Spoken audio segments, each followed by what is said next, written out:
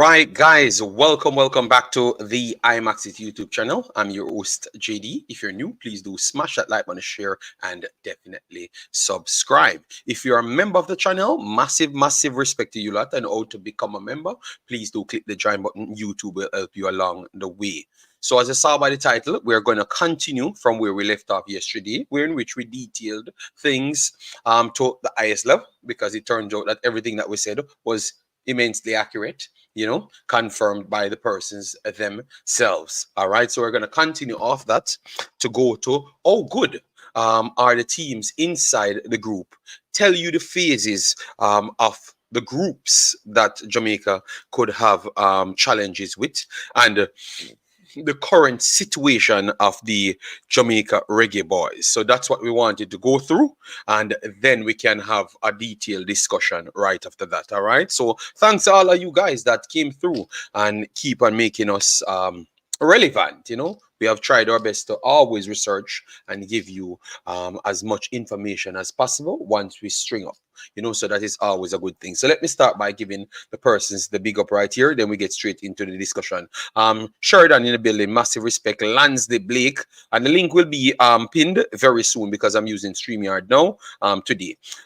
Big up yourself, Lansday. Omar Fowling, Sherman Scott in the building says big up to you, Concacaf boss. A lot of Jamaican football players are back in Jamaica from Belgium, JD, and looking a JPL club to play now. Okay, well, we will try and investigate that, but for now we have to stay on business, which is the second phase as to what we said we are going to research on. So we have the information in, so let me just deal with that first, and then the other informations are for another day. All right, so we can properly look through it, so we can know what is accurate from what is not accurate. Because remember, these are people's careers we have on lines, so we can't just fling people name in titles when we can't back it with actual facts.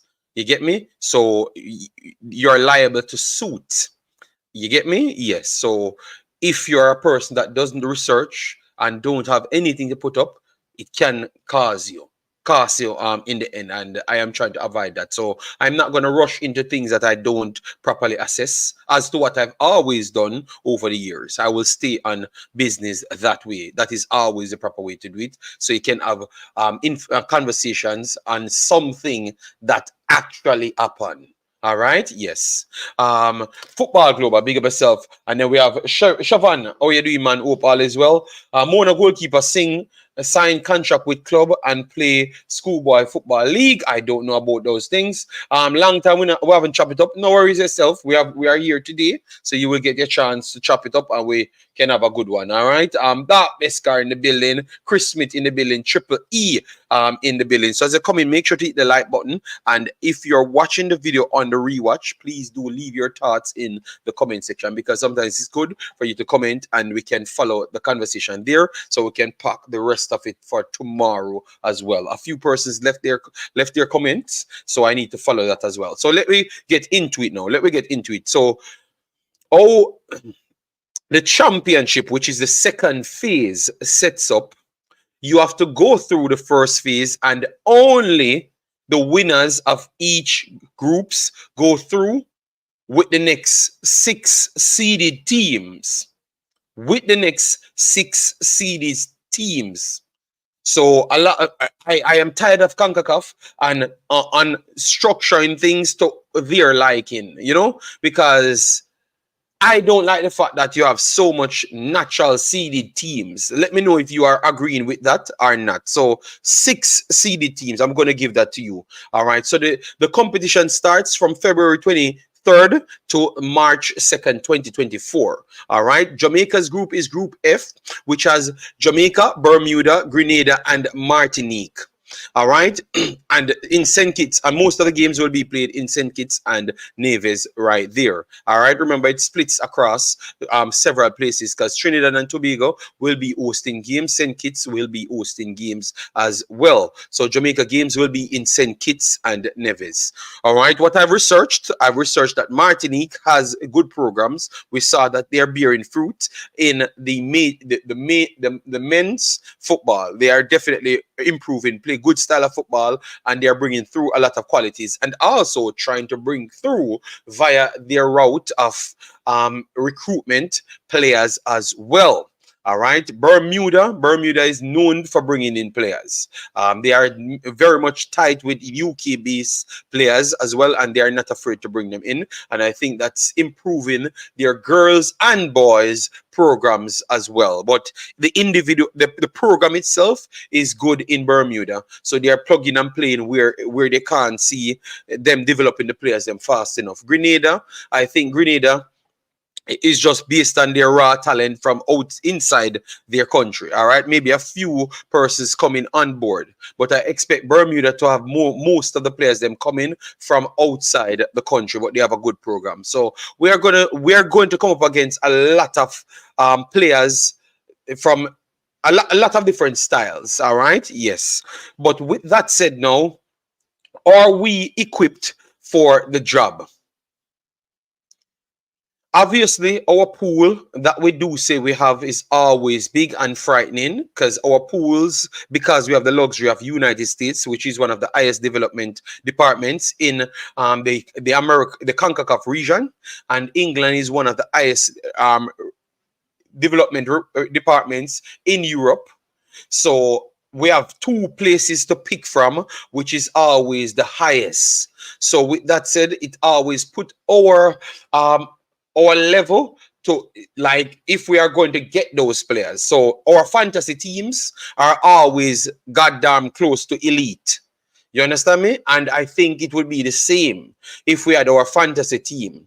But with what I am hearing now, the coach made a statement, we went over it yesterday, which is John Wall, saying that he wants players that are professional players and also of higher standard. All right. What I've heard, he looks like he's standing on his word. All right. Yes, but his word that he pushes, fair enough. But maybe that won't come through in time, because with those players, they required we to get the papers for them. And obviously, you saw me being Jamaican, and I took 1 year to get my own passport. I'm not going to go through the passport story anymore. All right, everyone knows that is factual, but you have a lot of problems when it comes on the passports and stuff. And I am expecting that someone that has to do a citizenship and also get their passport will take additional time on their end to get all the papers together, because you have to find a family, your relative that you have tied to Jamaica and stuff. Some of them will take a little problem. So what I'm hearing at this point, out of the amount that they have tried to get on the program, it's a limited amount of them actually got their papers. But you have two phases. I'm trying to lay out everything. You have two phases of this program. The first one is us to try and qualify to the championship. So this is first phase. So are we good enough to qualify without these players, or majority of these players, in the first phase? That is the conversation we're going to have today. And that, I think, that is going to be the conversation straight throughout. So if we get 2 to 4 of these players, can we do the job? Like, we can assemble a set of players and get the job done. So that's where I'm going to try and step in, because I have a few names which I think they are quality, because they're proving themselves. I'm going to name them out and try to give you where they played and what kind of competition they have faced comparative to a U20 set of competitions. All right? Yes. Mario Russell, big up yourself. Thanks for being here. Osh Puppy, Richard Stewart, massive respect. Thanks everyone for coming in. All right. So let me just try and go through them. All right. So we're going to take off all the players them coming in from foreign that can play. All right, because we know that maybe they do have the challenges to get them in, and we don't know exactly which one of the players them actually got through. So we're going to only left 2 space out of the 20 players maximum can be listed. All right, 2 to 4. Let me pick a 16. Let me pick a 16 outside the 4 that we know have trying to get the papers. All right, so that's how we have to look at it right now. All right, yes. I'm just being real to you, you know. So when the time comes, you can see the reality. All right. So Christopher Ainsworth. What do you guys think of him? Let me know. Christopher Ainsworth, what do you guys think of him? Let me put this right up here. So we have that on the screen. Christopher Ainsworth, what do you guys think of Christopher Ainsworth? For me, he plays for Cavaliers. He got a chance to play in the JPL several seasons, which I think that added experience to him. He plays several roles, can play in the defensive department and also in the midfield department. What I think is his strengths, the level of understanding, which is rare in normal local developed players. Rare. I never saw them developing like him at this level, that he understands the game. You understand me? And I saw him over several years playing in several positions. And for me, I do believe that Christopher Ainsworth has the quality, even if he is in the main pool for selection. I've said that 2 weeks ago. Can go back on my video. I think that Ainsworth would be one of those guys that can make the team regardless of who is there. All right, he has the minutes, which is good because we have gotten the allocated minutes right here. So Christopher Ainsworth is minutes. Let me give you the minutes right here. The minutes sent in by leader Christopher Ainsworth at 3,834. All right, so that is the amount of minutes he played as a young kid. And remember, the coach required way less than that as minutes. So Christopher Ainsworth, his talent, his minutes, everything puts him on the list. And I think he will be a no-brainer, and he has to be there regardless. I actually believe that he's the best under 21 Jamaican born player. I've said it 2 weeks ago, and a lot of people said that I like trouble, but I can tell you, I think he's the best based on every single metric. I think he's actually the best under 20 player, and it's not now. I think over a year now, he has been the best under 21 player for that was born in Jamaica. Best one, yes, and he keeps on showing us that he's actually that talented, not just physical makeup, but his brain and the level of what the world requires. I think he's there. All right. Yes, so for him, I have no problem. Guys, as I come in, 12 minutes in, 24 likes. Embarrassment and the likes total. Do better than that. All right, so get the likes up. Let me aim for the 200 mark on this video. Just trying to go through majority of the things, and then we would get the panel in. All right. Let me get this right here. I revives. You rate Whisper higher than him? No. I've said I think he is the highest rated player under 21. It doesn't matter who you're gonna name. I've said that 2 weeks ago, and I'm gonna stick on that. All right. So, and you know me, I'm not gonna it's too early. I said I'm not gonna repeat that word for the rest of the year. Yes, I actually rate him highly. Up there with everybody, and you know my take as well. I don't just jump because of narratives. I don't just jump for narratives. I'm going to give you as it is. You have several Jamaican born players that showed me good skill set. You get me? That I think is actually talented. Maybe they never made certain moves, but that means not because they never made certain moves means that they're not good enough. Maybe their part that they have chosen to develop via gaining more education to stabilize themselves for longer might be the better path. Because you know my thing on players actually going through the right channels to reach places. I've always prided myself on education. So I don't really jump to say if you go a space, this, that. All right. Obviously, space might actually have more things at its disposal, but sometimes you will go there and don't do nothing. You understand me? But if these guys go to the other places that people pay them attention and they take their time develop, I will notice them in 2 years. You know? Yeah, man. Big up yourself, Travis. How you doing, man? Hope all is well. Osh Poppy said, I know JD. I'm not gonna say that word. I am done with the word. You guys said I should leave it alone. Every year I come with the same word, so I'm gonna. All right, so let me go through the rest of the other players. Them. All right, the rest of the other players. Guys, 1 second. I'm just sharing the video, so the people them can come in and hit the like button on the video. You know, yes.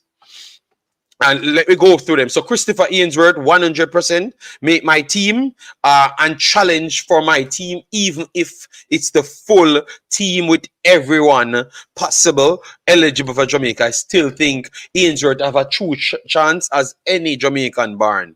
And he has proven to me over 2.5 years, which is 2 different outside tournaments of Jamaica. Yeah, outside Jamaica, I should say. All right. Yes, so it's not me. I'm not watching any JPL to decide how good the youth is.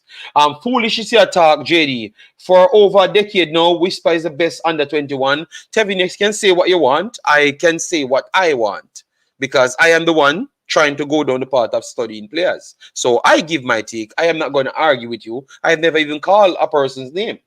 I've said this is the player that I saw over the last 2 years that I think is the best under 21 Jamaican born player.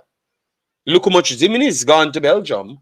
So why you never mentioned Zimini's? You can't force things on me, Tevin. You know me. I am not that dude. You can't force things on me. All right? It's a lot of things make you actually a good footballer.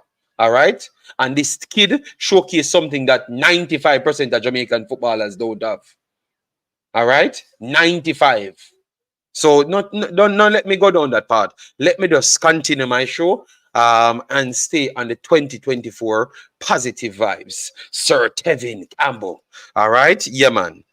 Dustin Cohen from Veer. Ronaldo Barrett, which a lot of you guys know him. He's from Cavaliers as well. Adrian Reed from Cavaliers as well. I am not so sold. I'm not so sold on. I think Adrian Reed has talent, you know. I think Adrian Reed has talent, you know, and showcase me that he has talent, you know. But I just believe that he needs more time. Adrian Reed need more time. That I think Ainsworth already reached that level, which I can vouch for him. But Stedra Roach, we will come to it. We will come to it. We will go through that. We will go through that. I never. Oh my God, you're so wicked. Adrian Reed, I like him. You know, I like him. But Ainsworth, I put Ainsworth front. Adrian Reed still needs some time. But if we don't have these players, Adrian Reed could be one of them that made the listing. Tyrese Goey.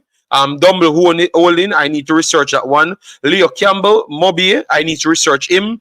Joshua Grant, Real Salt Lake. All right.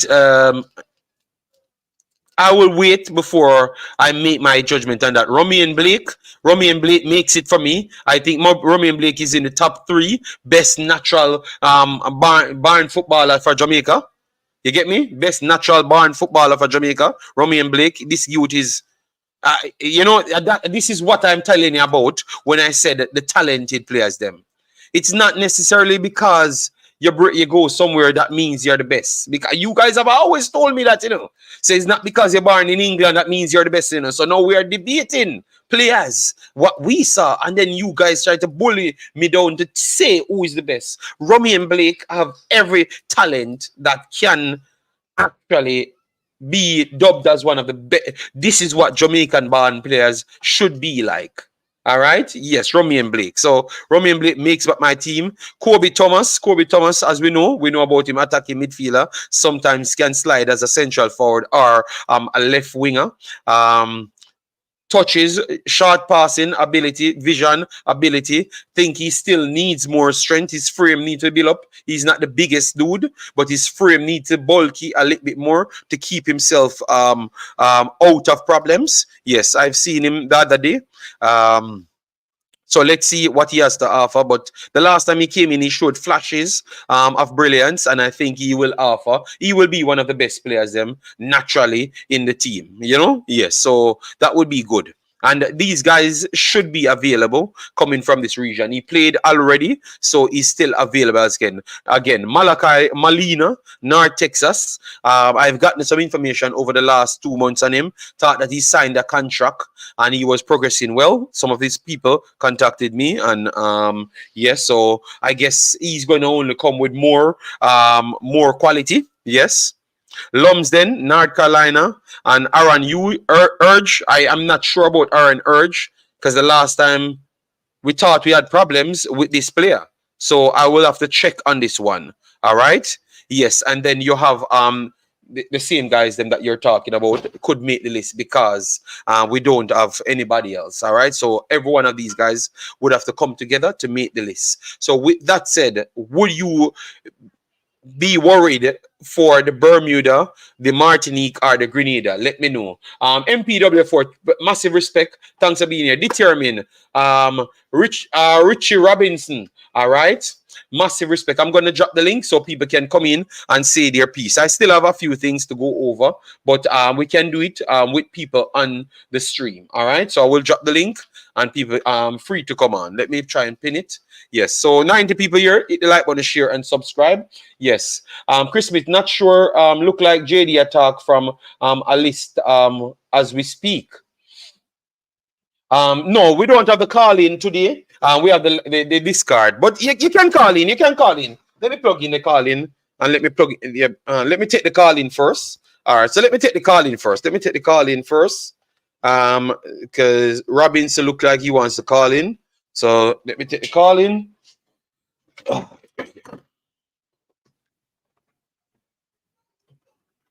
Yeah, because Robinson, which it should be Balaker, he knows the JPL players them.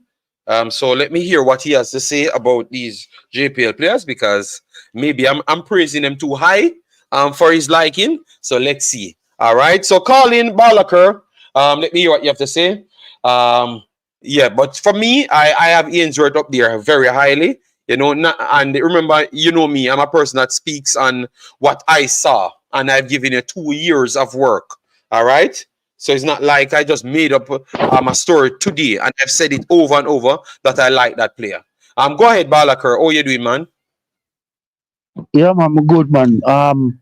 Me think me here make some talk and You know, I agree with it. The youth from Cavaliers, the Adrian Reid. Adrian I think me Reid. can agree with you. Yeah, I think me can agree with you on that. Yeah.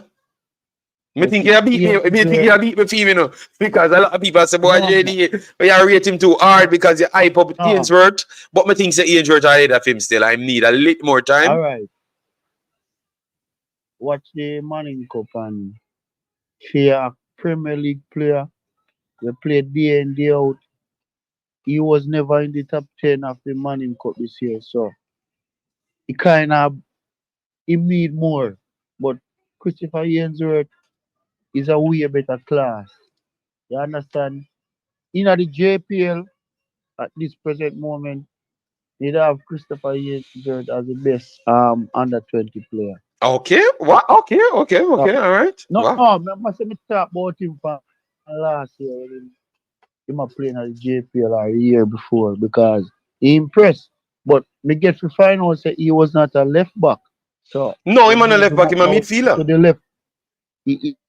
They move him up now to the left wing forward. So Yeah. you get me? I'm here call the next name. Which one? Which one on the Yeah, list? continue. Which one on the list? Which Um one on the list you want? Which one? the dumb bowling Double baller. Olin. Tyrese go. Yeah, Goy. All right. Yeah. What you know about him because me Um no research him as yet. So no, he is the number 10 for um for the semi finalist in the Manning Cup the man Dintil. didn't tell. That's Tyrese go. All right. Okay. Tyrese The Goy. number 10 Didn't that tell. the number 10 that they are scoring all ice cream of them Mm-hmm. man. Him that.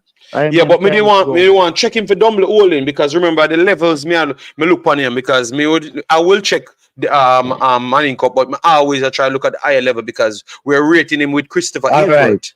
You know? Yeah, alright. Yeah man, him up there with him, but if you go look on that, you probably have to look last year because remember the schoolboy football season just done Yes, and yes, yes. me not think me see him yet for the season. So it's more of last year when him come on, him make him cameo them. You understand? Yeah. But so far, Christopher Ainsworth, I best youth player in the JPL. Me can say what me say. All right. Me don't So know on the about the foolish next me person talk, and opinion. because them are some bias and whisper the best thing in the generation, which me evaluate football a little bit different because obviously me learn more No, things. I mean, I just jump for physical and but you have to show me where you have to show me, you know. And me see this, you go over no, the cross Concacaf and him produced for me more than what me see whisper produce. So me can trust in no. what he delivered until Whisper can Oh, prove to you me more. You understand me? Because I've watched him play no, but more competitive games than Whisper. so oh whisper. Me never say me say in the No, no, no, JPL. no, no. Them, you know, you have fat man in it. Once me say something, they try to spin it for start an argument. When me never even remember what the player. I was just talking No, based on what me seen at under 21. Me think him are the best under 21 talent. Me see now, it no matter where you sign for or where you play in. When me see, we're born no. in Jamaica, that me see. Me rank Ziminis and all of them. Me like all these youth have improved because of him education, the way he move, the lanes that we occupy. I have not seen none of the players the man under 21 do what him do. None. None at all. All right. That's and that clearly that me that say that a your opinion and me that can win on that because at this present moment, if you go say Zimin is a first, Christopher Ainsworth a second, me can't complain say whisper for their first or whisper for their second. No say whisper my ball and but Mm-hmm. we all have to talk the truth. Whisper ain't playing no football for none of to me say alright whisper I best under 21 player. Me can't say that right now because it's over nearly 1.5 year. Whisper don't play a competitive football. If Yeah. we not say him play for Jamaica. Mm-hmm. So remember, Whisper, Shamanic also, my baller. You understand? Yeah, But yeah. if Whisper not play over a year now, me can go just jump up and say, me the type in a comment, and say Whisper I one, because me see them all like the Romeo and Blake thing, but now me come on and me hear they explain like playing football where Yeah, you man, can I see just where assess you see me good assessing player. football. I'm just give you them credit Yeah, as to this moment. So if you go out and do yes, something, me can upgrade your innate, but you can't disrespect the youth. The youth play Violet against Violet them last year, and then come back again and then do better this year in a different a Caribbean competition, and then Violet to go on to beat MLS teams. You understand me? And he yeah, was not a yeah, poor that player in that performance. So we get enough quality games to see. Romy and Blake never fear of as good because him get 6 love against Pacific them. But you can see Romy and Blake class. And Romy and Blake play a lot of games them where Whisper them involved in. And him get the better of Whisper them as well. So him have a say and him play for Waterhouse as well in a JPL. So him have a say for them conversation. So I don't know what kind of fantasy them people use to pick them players, yeah. Like what are you no truly looking at to pick the players them? You know? the only thing where we could have where me say we could have draft up you compare Mm-hmm. Dujuan Richard Whisper with them and when him there probably when him go up on tour Mm-hmm. I'm gonna say on tour neither me that say like Brookhouse Valley. Me could have say at that trade have to draft up because him do exceptionally well there so. Yeah, You can't but go but say but the you man we him can't tough. class Brookhouse young type of players them with them. I think you just said the national team.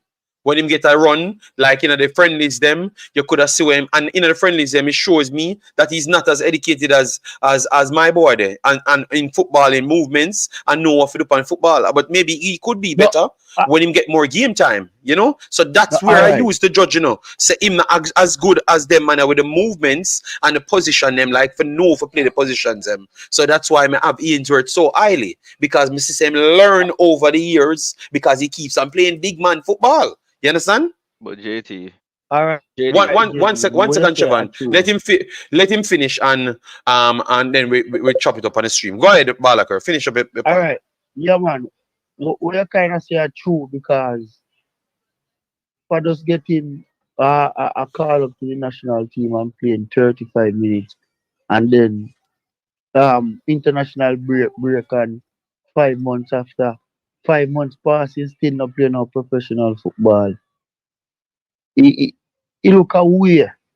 He know say you see if him there play football day in day out, him would be probably one of the best right now in a Concacaf, but he's not playing any Facts. football.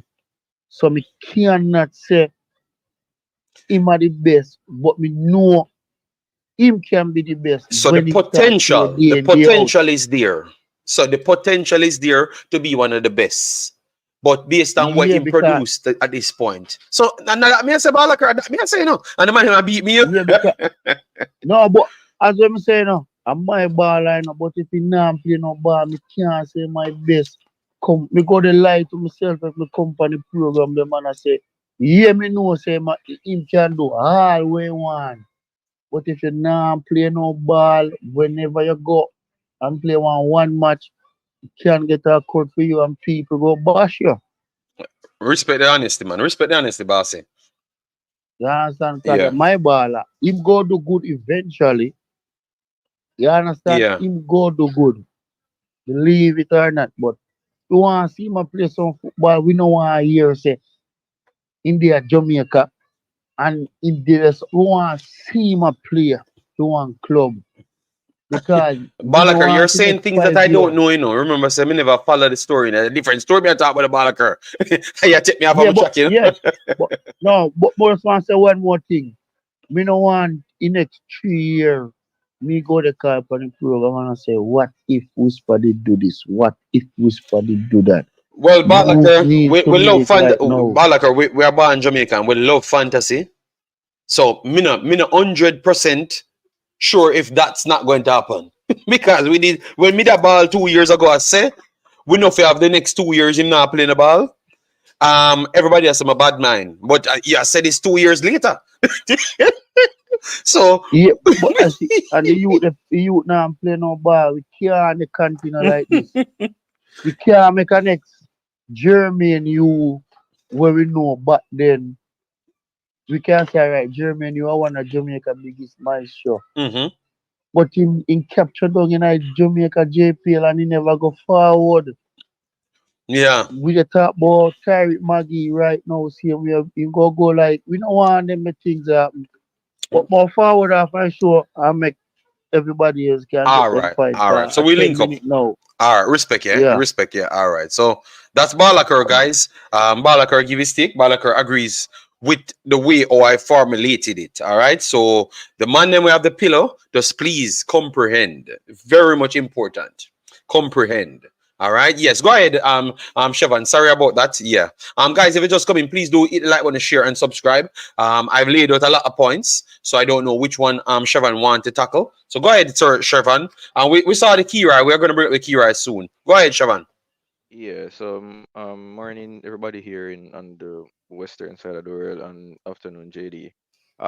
So I really wanted to go back to the U20, the names that you called. Yes. I can specifically agree pertaining to Ainsworth being the most talented first player that we have right now that we're actually seeing. As Balakir mentioned, if you're not playing football for almost a year, we don't know what level you are right now. Because a year is a lot is a lot of time. Um and also where I can agree with you with is with Adrian Reed Jr. I think he has regressed. Especially, I saw him Saturday at the combine that they had at the Burial Center, and he didn't Mm-hmm. look. He wasn't the best player on the field. He wasn't All the best right. player on the field there. So you could see that there was some stuff. I don't know if he wasn't going hard enough because he had a game the next day for Cavalier. Mm-hmm. But he hasn't kicked on as to what we'd have expected because last year he was a regular starter for Cavalier. So we would Yeah. have expected for him to move on from there. But for me, Ainsworth is someone that I'm expecting to be in the side. I still believe Adrian Reed Jr. will be. Yes, Um, based on the situation. yeah, I Maybe think yes. y- That's yeah, why I put it that way. Based on availability, some of these guys we are going to still have to rely on. But I'm still going yeah, to try and give you what their strengths are and their what we current condition can based on what I've exactly. researched. Yeah, so I there's three players I think that will be there. It'll be Barrett, Ainsworth, and Adrian Reed. Mm-hmm. Those are the three persons I am almost sure. Without injury, they will be there. Okay. Um, So Romain Blake, what do you think Blake, about him? yeah, no man, Blake. I never considered Blake because he's not playing locally, so I never considered Okay. Blake. I Okay. was So talking about okay. players playing locally. Okay. Um, Okay. Okay. so for that, I mean, we are all hoping that we can see something. I know that the coach came down this week. So they should be starting back camp. Mm-hmm. So This hopefully, week, a report they sent in to me said they're gonna. It's this week. Camp will start, so either weekend or something maximum. all right. So I think I might be able to see because I know some of the players will be at the all man in all Dacosta Cup game on Saturday. Mm-hmm. Mm-hmm. So I think that maybe they won't get the full complement of players until next week because I know a lot of the players will be playing in the all the man in all Dacosta Cup. So Okay. that's there's that. But for the local contingent, um, me and you share the same the same, well, but can't find the word. But there, I am not 100% confident in the full local contingents. Um, and as you mentioned on the start of the show, we can't keep writing off these Caribbean islands, especially for Martinique. Martinique's mainland is France, Mm-hmm. and I think anybody that comes from France can play for Martinique. If I'm But you look at their performances over the actual Copa tournaments. Well, you saw them having Costa Rica on the ropes. You saw them winning big exactly, matches over and over. So, and their programs and the style of football, they have an identity. We are still exactly, struggling for an identity. So I do agree with you right there. It's going to be a challenging one.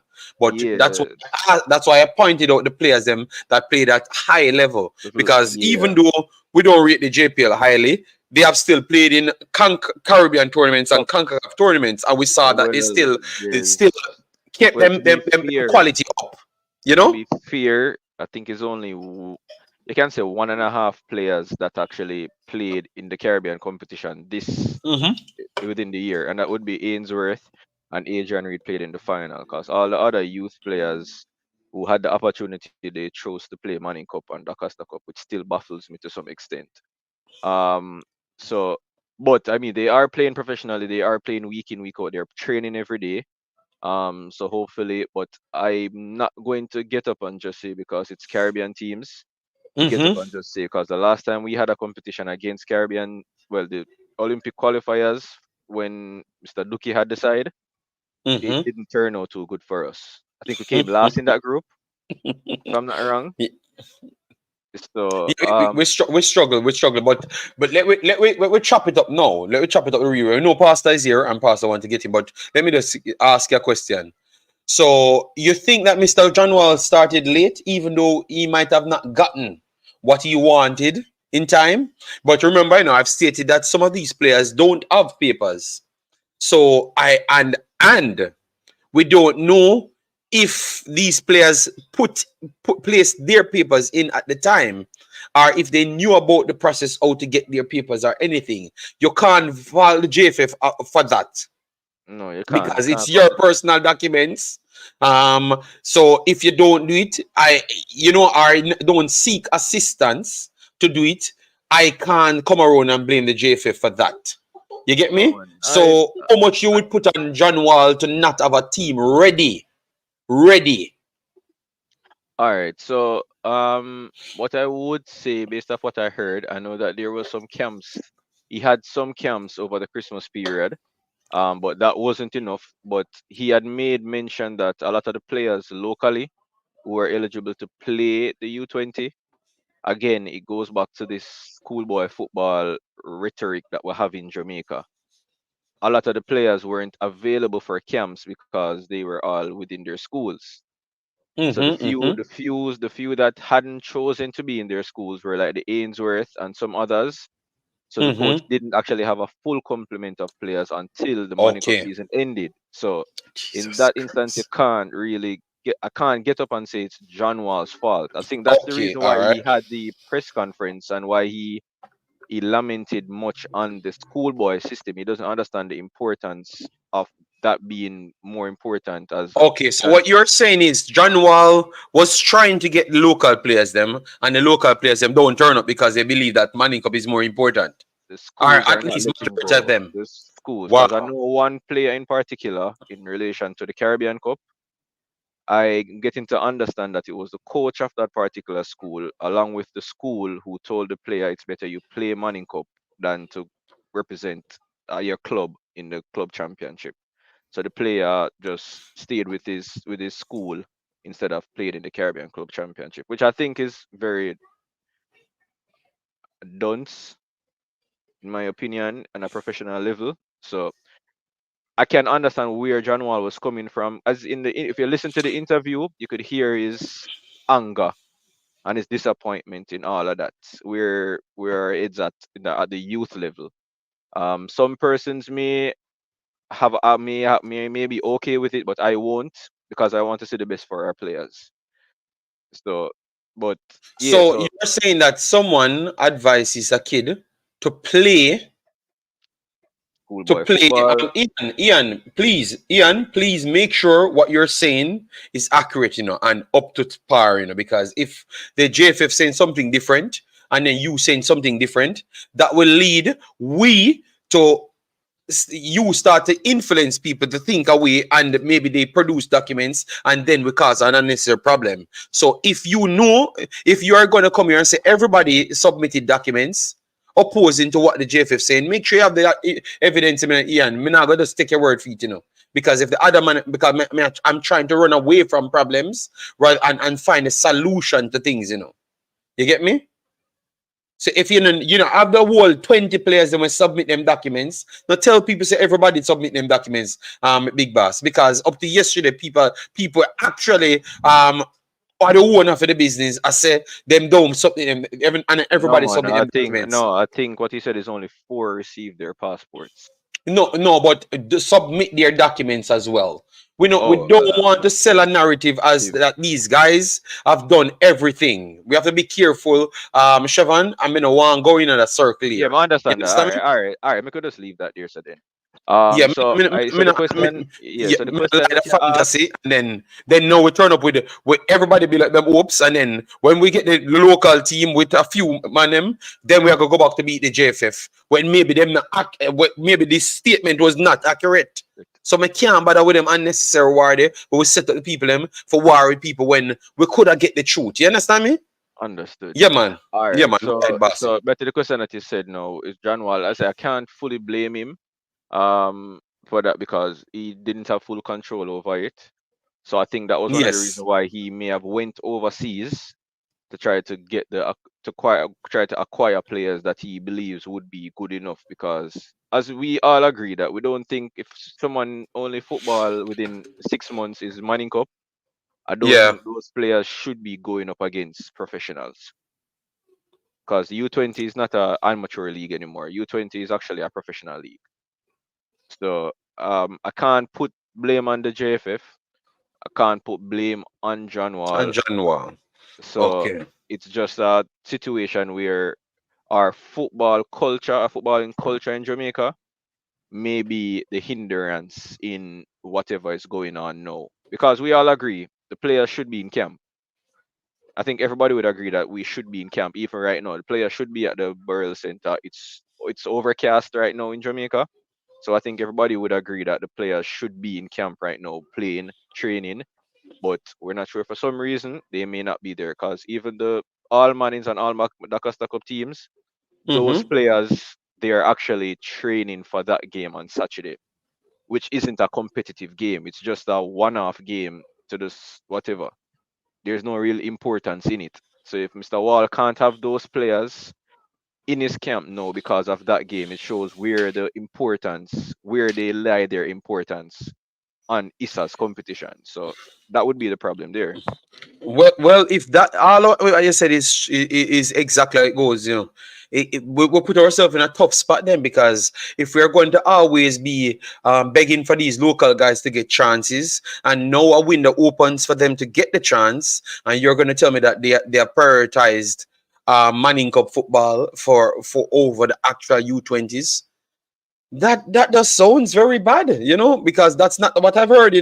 I've heard the complete opposite, so that's why it's shocking to me now. But why I have to sit back and listen, because this I don't know why we can't just do the thing the right way.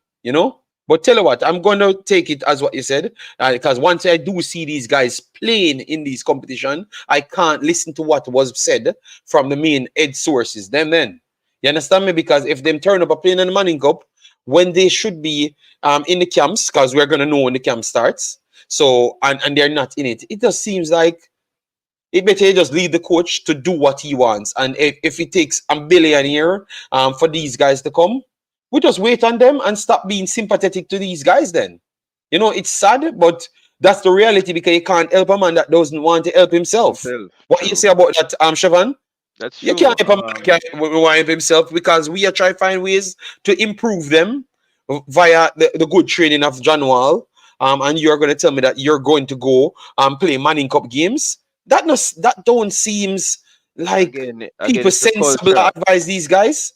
Again, it's the culture because, and the thing about it, it's not just the coaches or the institutions. If you look at even the media houses, the pressure that they placed on John Wall for the comment that he made, you can see that they are in tandem with whatever narrative is currently in Jamaica right now. That schoolboy football is more important, which we, persons who have a proper footballing knowledge, will understand. There's no way in the world a country picks a team based off the top schoolboy players. It's always based off the top players in the academies, the top youth players in the clubs. Those are how football players are actually decided, not based off who is a top schoolboy player. If a player goes up against St. Mary and scores 5 goals, you're going to give him the accolade of being the best goal scorer in Jamaica when we know St. Mary don't have no good defender. So by right, him should have scored 20 against that team there if him that good. So Yeah.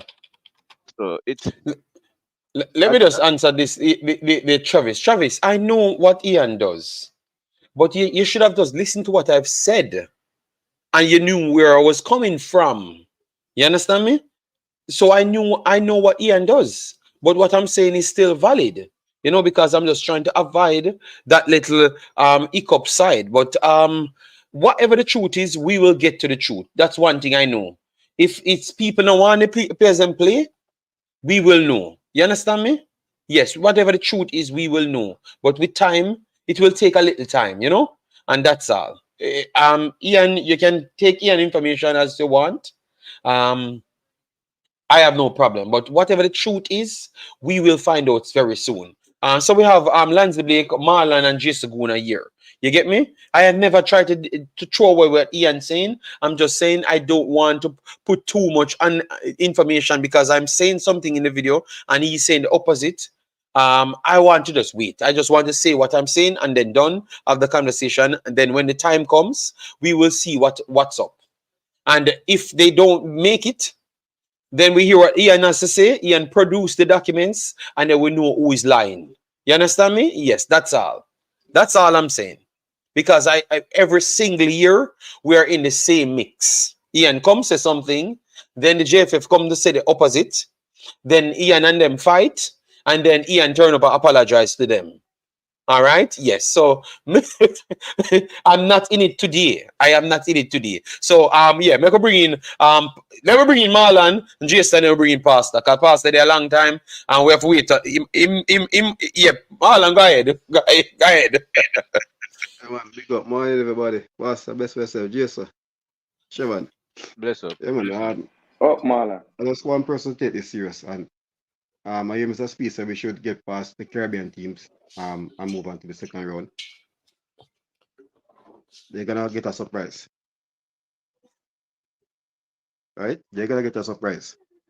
This Grenada team, they've been preparing, so they'll be getting a surprise. So if you think you're gonna take money for players and go and play against these teams, right? The Bermuda under 20 team are carrying back a couple players. They play some EPL coming for the Bermuda team as well. Martinique is Yes. sourcing players, right? I left Martinique last week. They are sourcing players from France. So they're taking the Caribbean team for a joke, and I tell them it's not going to be a walkover, right? Bermuda might be the weaker team, and they're getting players that are playing in Premier League Academy under 18 and so if we're not prepared, and I think out of the three teams, I think we're the least prepared one going to this tournament. Yeah, I think that is very clear. That part is very clear, and that's why I've made it known when we are actually starting. So it's very clear that we are not the most prepared team. So the only thing we can hope for, if the players come in, right, with the quality to carry them through. That's it. But Marlon, why we have to always Marlon, the same thing, Ian in a chat, I same war me have last year, and the same war me having Marlon Chevan, and the same war me having. Why we for always our talent will have to try and take we over the line? Why we can't just wait, hold on. Wait a minute. No, Chevan, listen. The same time when the list come out, the 60-man list, you were here, Ian. We're gonna win the World Cup. Oh, hey, JD. Nobody. What we did here, I mean, a war. Because remember, let's listen to Shaban. You even stop war now. Marlon, mute the mic so we can not get the feedback. So guys, we were here fighting because they were saying, we can win the World Cup with this squad. But we were not prepared. And we were always relying on just individual talent and the superstars them to come in and get us over the top. So why we can't stop with that now? Because we did it last year and it never worked. Why we think it's going to work this time again now? Why we keep on going on with the same thing? Because it's the same damn thing. We were saying, and we said, brother, we know we have EPL, championship players, all of the talent, the greatest, this and that. And but listen to Ian. And then it never work out.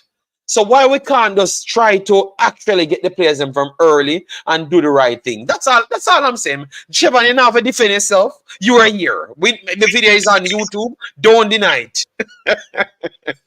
I think what Jody, if I compare the last time still, I think last time coaching was a major letdown for one. Right? Coaching. And players didn't get selected as well. But I think right now, at least that time we had the players identifying and who would have been there, and training camps were going on regularly. So at least I think they were more prepared last time, although they didn't play a friendly match or anything like that.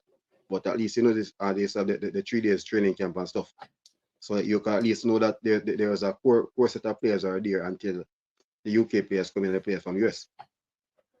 No, I don't know what's going on now. Them still must start the weekend, Marlon. Start weekend. Boy, I'm telling you, I just hope, but I just want we to have a system, because I thought that when January came in, it would have been more organization, and we have a structured plan. Everyone can just look at the team sheet and say, all right, then we're going to support the U20s. We can donate something to it because we like what they do. So if money short, we try build a stream to see if we can earn some money if we put it up to them and stuff. You can buy into something. I just want Jamaica to be on that level at something where we can just look at it and say, yes, this is organized. So we can just donate to it and we can sell the product to somebody. We have every single year, it's like we just have a bag of wasted talent. Because all we can say is what the guys are doing, why we selected them. But we're not putting a platform for them to excel in. You understand me? Because so if we stop do the kids them bad too, you know, that's at the next point, you know. We actually do them kids are very bad, you know, because them kids are could do real damage in these programs, but we have not given them the pathway to do these things. You know, but I'm not going to dominate the room. I will bring in everyone. Jason, go ahead, and then Pastor, you can take your time. Yes, so go ahead, Jason.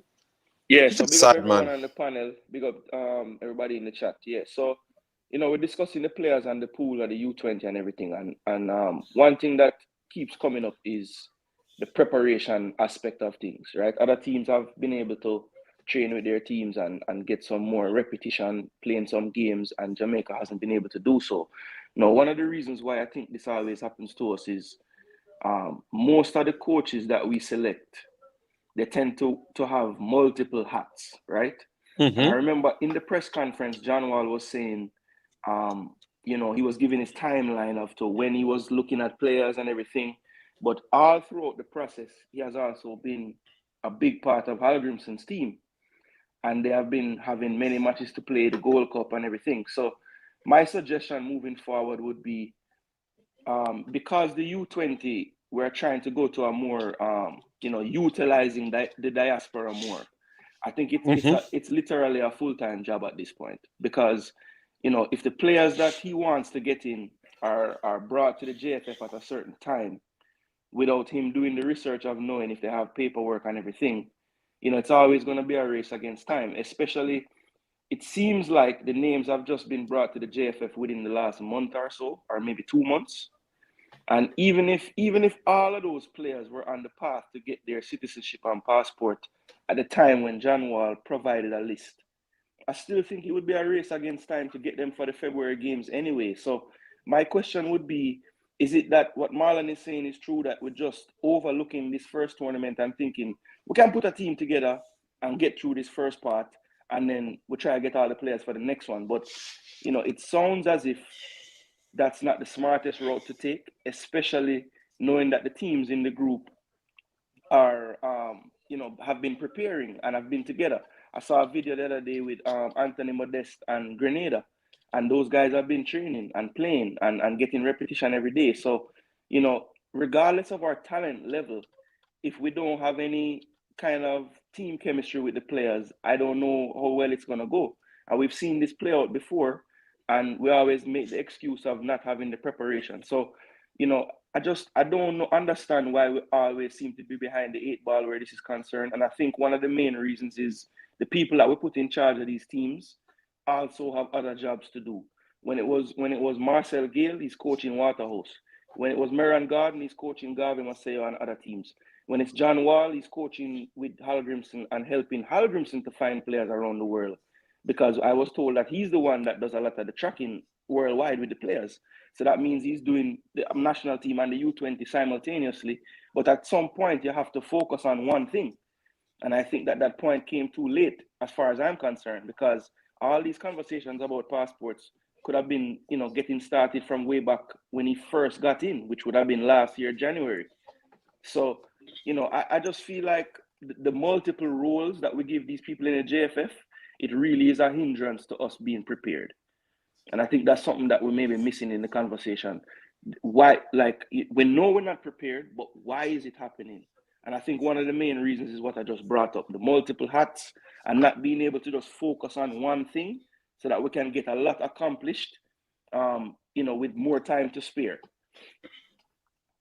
Okay, all right. Well said, well said. Good point. Ian, thanks for your input. As I said, I never said anything bad, bossy, so don't take it personal. Me go war later when I'm done with this stream.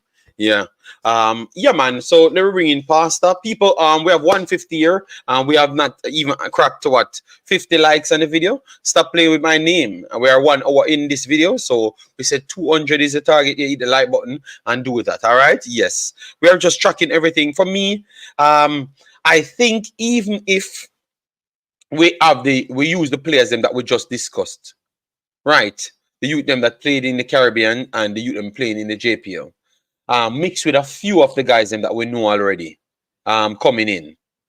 I think we should still have a good squad, to qualify, But I think we would have needed the repetition to get that done more than anything else. I think with the quality that we have and we had on the list to come and play, that would have needed less repetition to qualify from this first round. But I still believe to qualify for the World Cup, it would need all of that time. You understand me? So I don't think even with the best squad, we can just come out here and qualify for the World Cup. You get me? Marcelo said, nah, like it, no video JD. All right, no problem. Thank you very much. Devon Porter says, Pastor, you duck me yesterday. Okay, Pastor, you have to answer to that. All right. So, guys, it's not easy pickings. And John Wall will be really up against this, I can tell you, regardless of who he has. If it's not the first phase, it will be this in the second phase. Because I do believe that these players need time. I think, and then when the guys them start playing, that's when the fans them come in. They're gonna start disrespect them guys. Oh, them are good. Oh, them are this.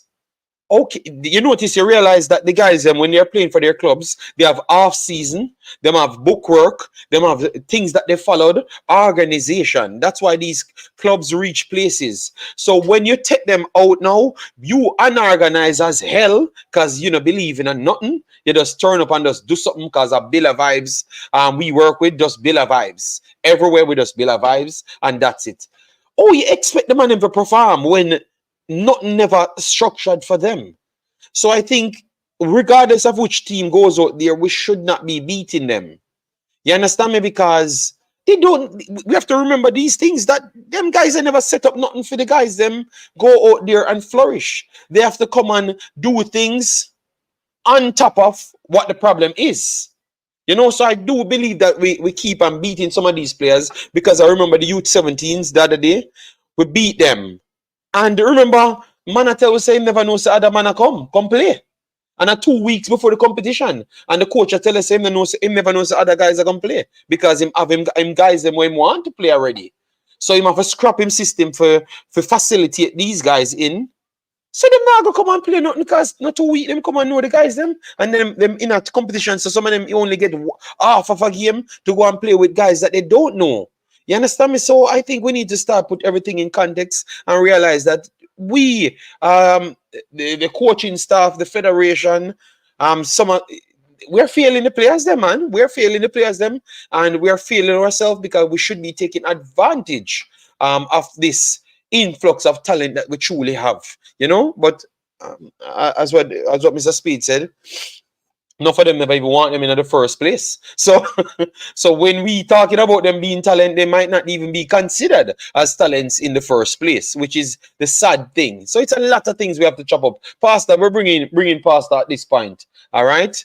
Studrai said you have to know the quality of Jamaica opponents before you say that we can go through. So Stedrai, if we never research, we give you a short, a summary on all of the players, all of the teams. So if you are studying, why you don't combat what I've said about all of the teams and how they're trying to put them team out there.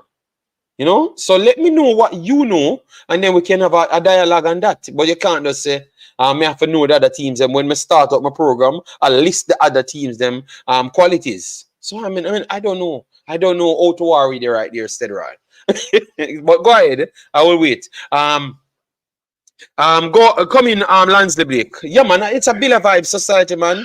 I don't know why we can't just do the best for these talented kids. And then we know it's going to matriculate into a talented squad up at the Reggae Boyz.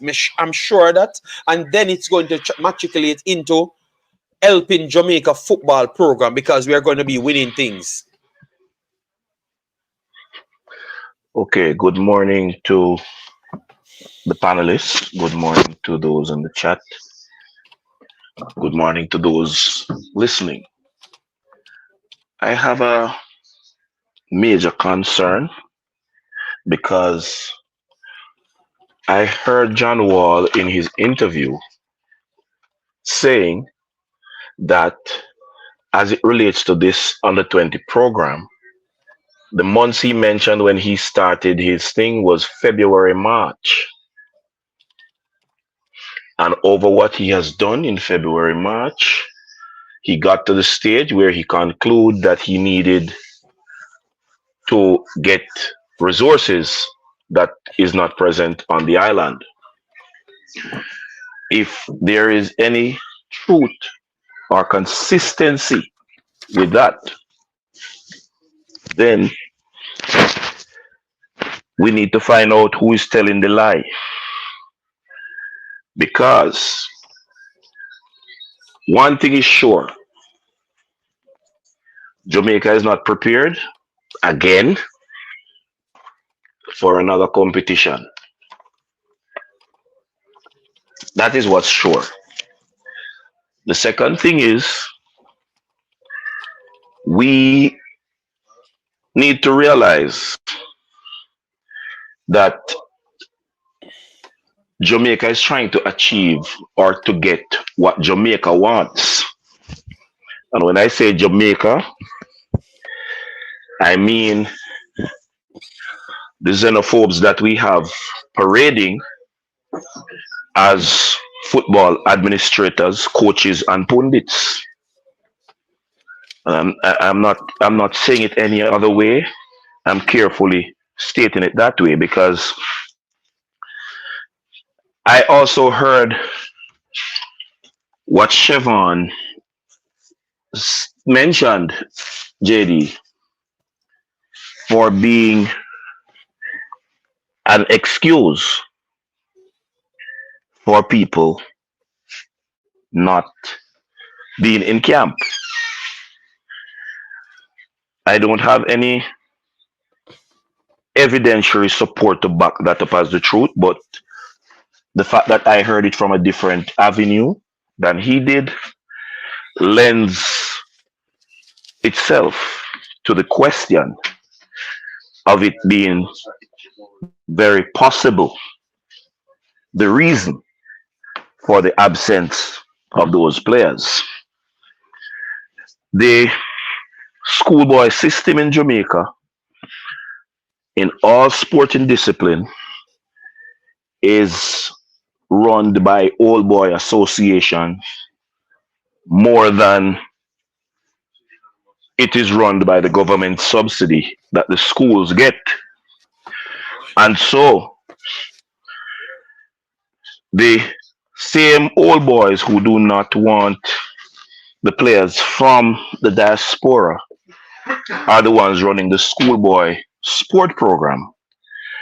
So you could see how they find it more important to win at the schoolboy level because it is not a consideration of the student athletes' development or the country's image. It is the school that is under consideration, and that's what they're paying for. Tragic, but true. That is the Jamaican reality. Jamaica is not a real place. It's a fairy tale land. So we just have to deal with what is our reality. And our reality is that professionalism in sports is not something of great consideration nor practice. If we have a vibes, we maintain the vibes and we have a happy moment, and that's about it. You don't have to get anywhere too fast. That mistake, and I'm going to just call it a mistake, that Mr. Speed said, oh, it's the Caribbean teams we're playing. So we should be able to put some people together and get past them. He knows the talent that he has under his stewardship, so maybe that's what informs him to say that. And since Pastor, maybe he misspoke, you know. Maybe he actually misspoke on that statement, you know. Maybe he actually misspoke. That's why I said that mistake. That's why I am regarding it a mistake. I am really regarding it as a mistake. Because he misspoke on it, man. For me, every country going into these competitions are going in to win, to position their nation in the minds of people on the football calendar, except Jamaica. Jamaica, in all of the competitions that we have entered, we are the only country not having a team in the definition of the word team. Both genders at all levels. We always go in not as a team yet. Possibly we could be the best team because we have some of the most talented or gifted players. However, without time to achieve chemistry and familiarity, we're never going to get to that stage of being a team. And so, all of those things for me, one, I am going to publicly say, John Wall need to understand now that he's under observation for having lied to us. When this clear up, we'll know if he does. Then I'm speaking from a personal perspective. I'll But know. Pastor, Let me not say we. I'll Pastor, say I. so Pastor, Yes. but where did he lie to you? No, no, He hold said on. what I'm he saying he's wanted. under observation. He's under observation to determine if he has lied to us. To determine if he has lied. Because watch this now. In his interview, he said he was going through the process from February, March. He came to the conclusion that this is what is necessary for us to compete at the international level. Mhm. But right now, as it stands, we are seeing where he is not in the position of a team that is prepared. That is one thing that we are sure of. We do not Okay. have a team at this time. If what the others are saying is true, then what John Wall has said is not true, and vice versa. Somebody's lying to us or somebody's not giving us all the information. And for whatever reason that is, all we now have is that we are not prepared. That's what we now have. Players who in, are interested in representing Jamaica, that's their move to make. But once they have made that move, the JFF, in relations with the sports minister, is in the position to fast track certain actions once it gets to certain department. So this thing of every competition we're entering, we're having documentation problems, has now reached the stage of madness. If we do the same thing, the same way, all the time, expecting a different result in the definition of Franklin and Einstein, that is mental retardation. You are psychotic. I asked 2 weeks ago on another YouTube channel if the players that the coach have under consideration, documentation has been put in. And I did not get an answer under the guise that we cannot make certain things public because there are other forces that can alter us getting those players. Now, I don't believe we have a database of all the possible players to represent Jamaica, and the England coach don't have it. I don't think so. Because even if he doesn't have it, he can get it. So whether he knows Good you're man. looking at a player or Absolutely. not, Pastor, I do agree with that from that side. I think those statements were coming from Ian and Devon every year like Christmas. Yes, I don't believe it either. Yes, I do agree with you right here, Pastor. Devon and Ian, those are the two ones you need to call out for that madness because it's absolute madness. Yes, I do agree right there. But Pastor, I wanted to piggyback off what you just said. So you think the solution is the same thing that we are trying to avoid, which is bringing more players from the youth 15s, 17s.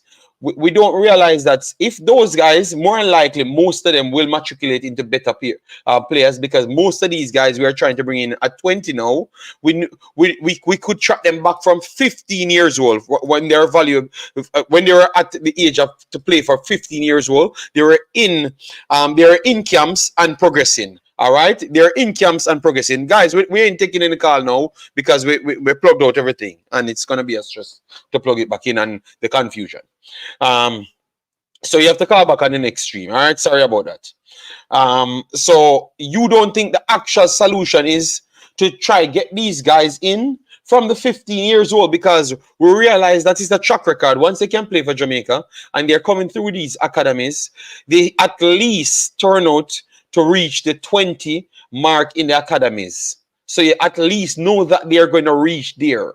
So we can assure ourselves that these guys are going to still keep the level of performances at least 20. So you see the necessary need to bring them at 15 then, because that means they would have had their paperwork from 15 and then comes through the ranking, or at least make our list.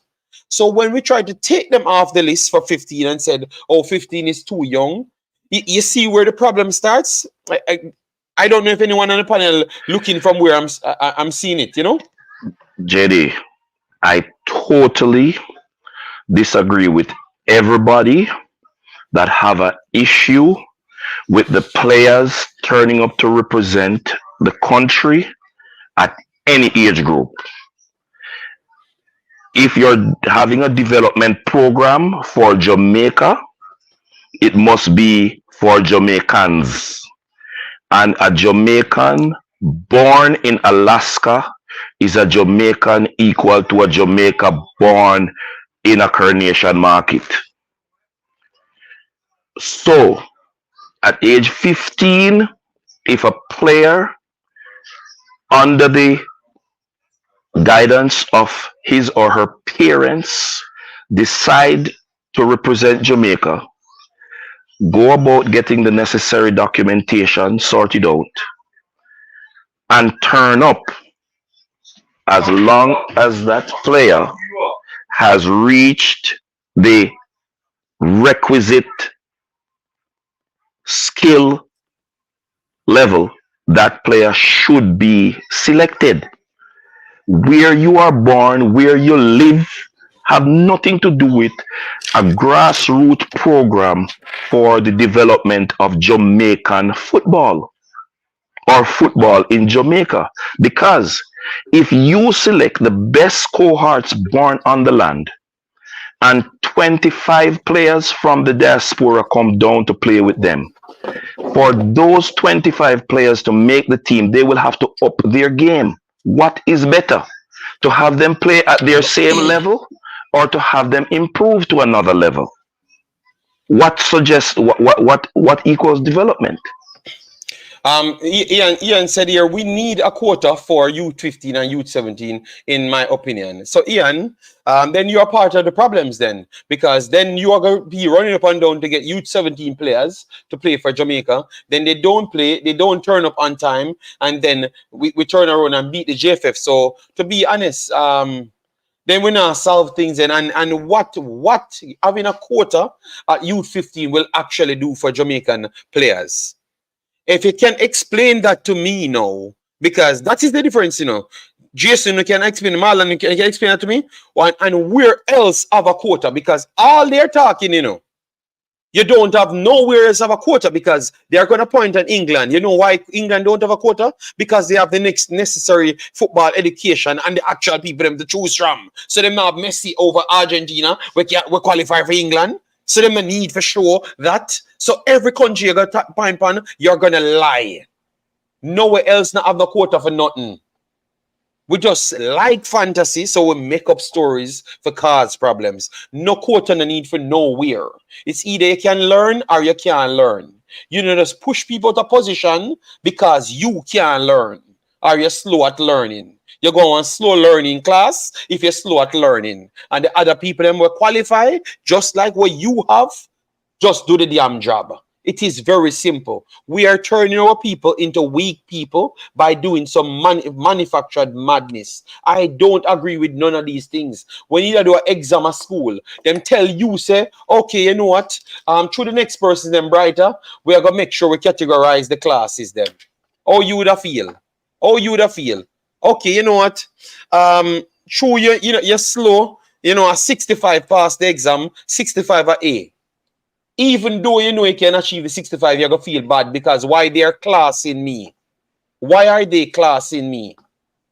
So this JD, narrative of Ian never second won thing. in the dunce class high school when go. Some, No, some. Pastor, Minister, let me finish mine and then you come in. All right, because you are going to set up people who are with me when I'm not saying that. I'm clearing up here and them. So Italy, which I had the article show you that For Italy three different grade in 3C. Nobody want to be in 3C. Everybody want to be in Oh, 3A or Jason, can you hear 3B. me? Yeah, hear me, Jason? When I hear me, Siobhan? Yes. I'm One hearing time, you now. let me say Yeah, it. me I hear Okay, you. okay, Yeah, man, me I because hear you, it man. look like that brother you talk over me every minute. Pastor trouble you. All I'm just saying is, it don't make no sense, people, because when you check the facts, United States are recruit at youth 15. Not in the next 100 years, Jamaica will have better players than United States. Not in the next 275 billion years. It's not happening because we don't have the money. We don't have the interest. Clearly, Chevron just taught us people just want to go to Manning Cup games and not even interested in a reality. You understand me? Because the fantasy is Manning Cup is the best thing ever. So that me I go me not care about me want we'll play under 20. Actually the rest of the world look at me and Manning Cup people look at me from. You understand me? And then me to get Craig Butler them to promote me and then me reach a Chelsea. You understand me? I saw it go. So me no business about the U20. So the narrative is just not there. The right narrative is just not there. All right. So let we just face reality. So in a 2 million year, United States, we can't be better than United States as nothing, at nothing. Because them take things serious, because them have a brand to protect. You get me? And they actually have the facilities them there and they spend their money on their products. So we can't beat them in a nothing. As to when you have to design things. We can't beat them in a them stuff there. So why is it they are once they have a kid that has split lineage, or even not lineage, but split nationality, they fight for those guys to come and play for United States when they have 5,000 kids. Look at the guy Jason from U15s. They're fighting for him for Mexico and United States. Look at my boy from Honduras. They're fighting him from youth 15 to 17. Obviously, he was born in America, but he was in Honduras a long time. So why are they? Why them never say okay? You know, born a United States, or when a family them don't like United States, so them stay in Honduras, which that is one of the cases, and them still a fight for the kid come and play from U15s. So what?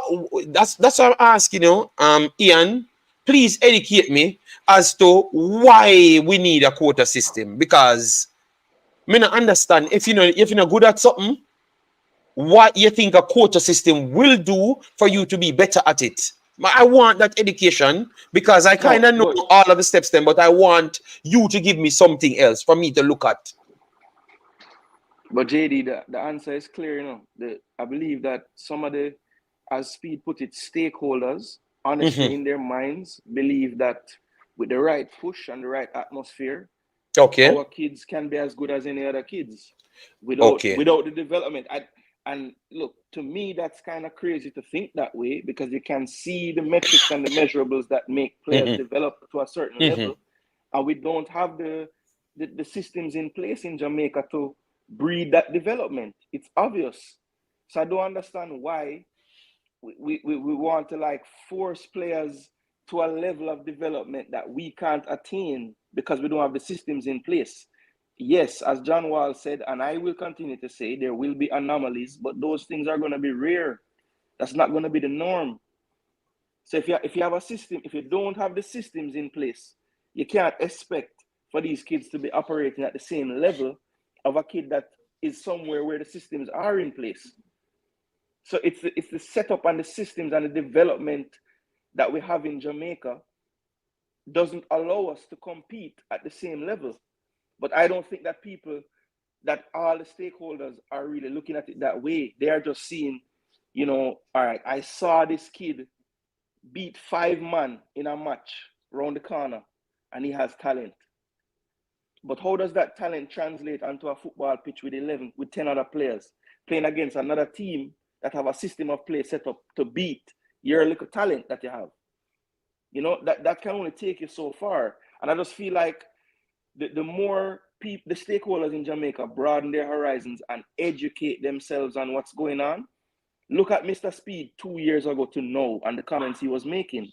That just stems from education, coaching licenses, all of these things. So the more they're educated, the more they'll realize that the gap exists because they don't think it exists, JD. Some people don't think there's a gap. So that is why we end up with people in Jamaica saying, we don't need anybody. We can use what we have. They honestly believe that there's no talent gap and no gap. Okay, so even with Mr. Speed, the list is not released to the public as yet. The list that will be sent off. But obviously they have made statements and John Wall made statements. Mr. Speed came and made statements. So you're kind of clear as to what's going on. So we are just having a conversation because people inside the chat saying that they see the need for a quota system. But I don't want to get off point. Yes, Jason, wonderful point. You said they don't see a gap. But so Jason, if they don't see a gap, right, fair enough. But what a national team will do, a quota in a national team will do for them, because the teams them don't play that amount of games for you to improve to all levels. Are you just saying the quota system is just there for people to see them playing football for Jamaica? That's it. That is totally it. The stakeholders in Jamaica believe that the only way for a child or a young man or a young woman under the age of 17, under 15, even under 20, their way to get the development that we want them to get in Jamaica is by being placed on national teams, playing in competitions so that scouts can see them so they can leave and develop. My argument is if you had the systems in place in the clubs in Jamaica, those scouts wouldn't wait until they're on Jamaica's team. They would want to come and watch your club play and scout you there. That is what we should be trying to attain. But we're going about this backwards. We want to use the international competitions for scouts to see our players that are playing in Jamaica.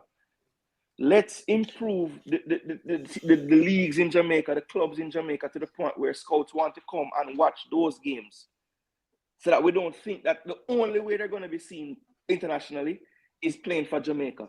Because I think that's just not true. There are enough examples of Jamaican players who didn't play any youth football and now they're overseas playing.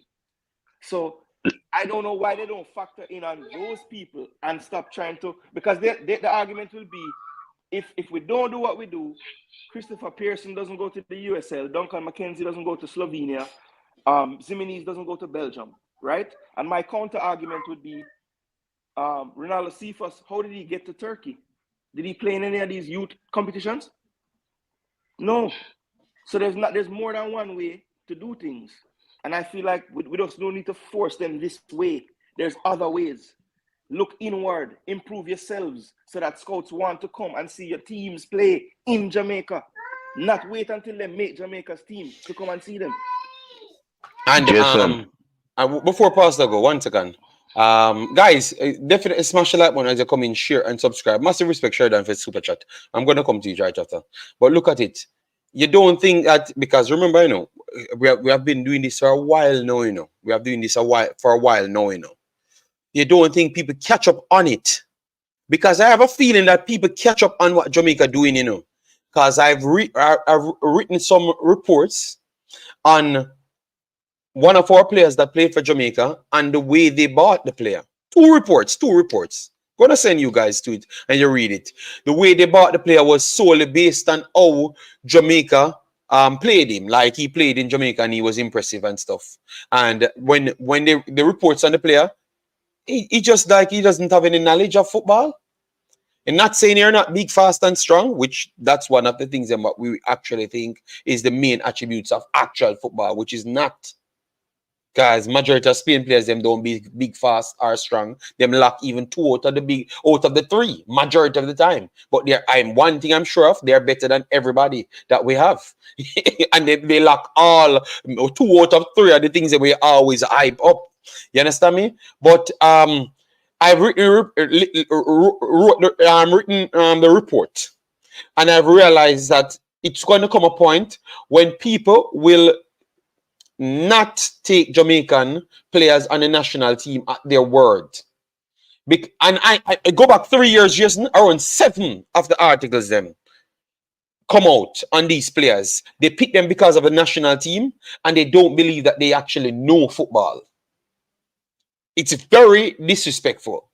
So you don't think that that is actually putting a bad brand on the Jamaican team, because remember, these guys can check, and see that they are playing with actual quality players, which is the Mikel Antonio and those guys, and they can know where they're coming from and realize that, okay, maybe we should not actually go and pick these guys, and then more people start to suffer for the actual past dealings them are forcing people through the national team. What say you guys? You don't think that that will become an issue? Because I'm reading the reports them, and I think it could be an issue very soon,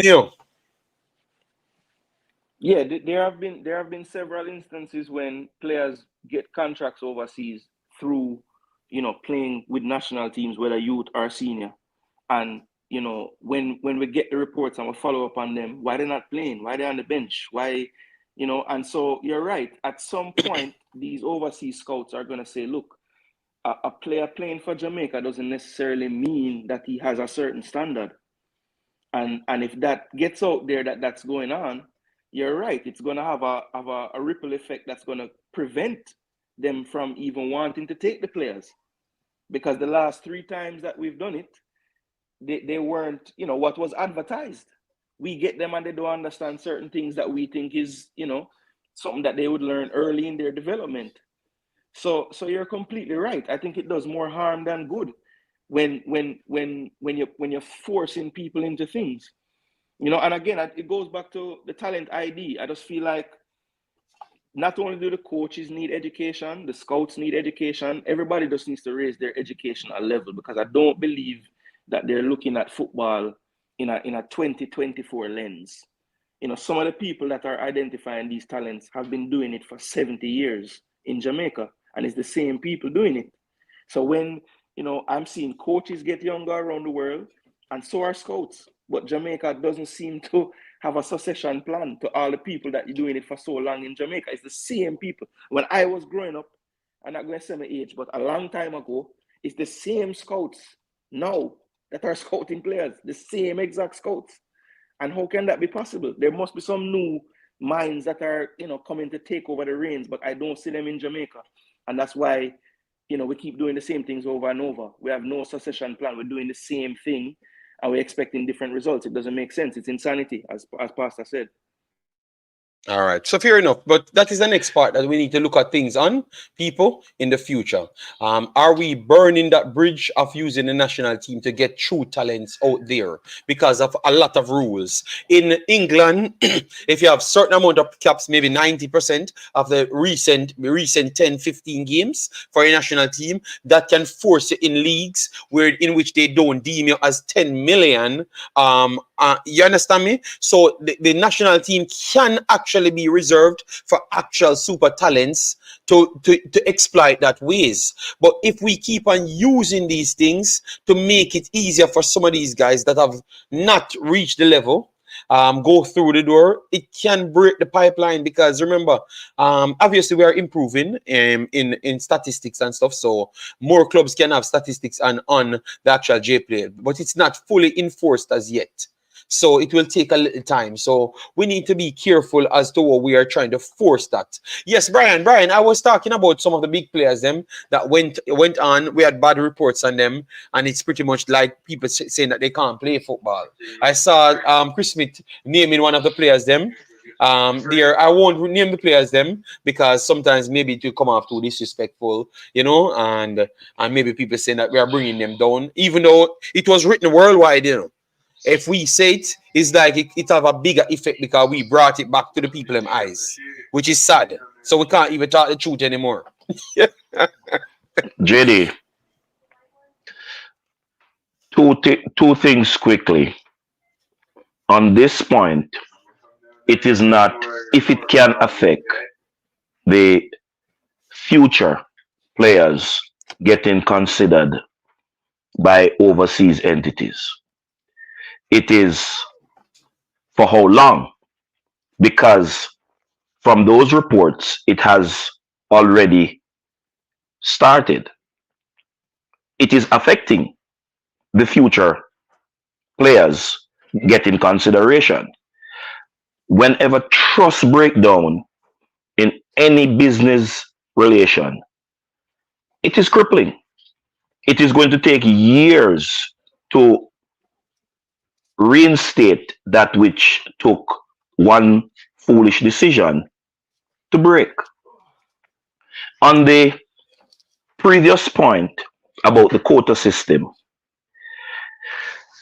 the former technical director to whom it can be credited, the quota system in Jamaica, stated in his last interview that I saw that, Jason, you need to listen this. It must be that the under 15 team, national team, be fully local or at least 90% or more local players, because this is the only way scouts come and see them for them to get scholarships to play overseas. And I am quoting exact words from Vin Blaine.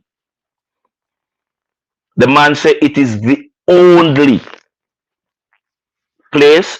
He says no scout not coming and looking on these players other than when they are in the national team. Those were Vin Blaine words. Mm-hmm.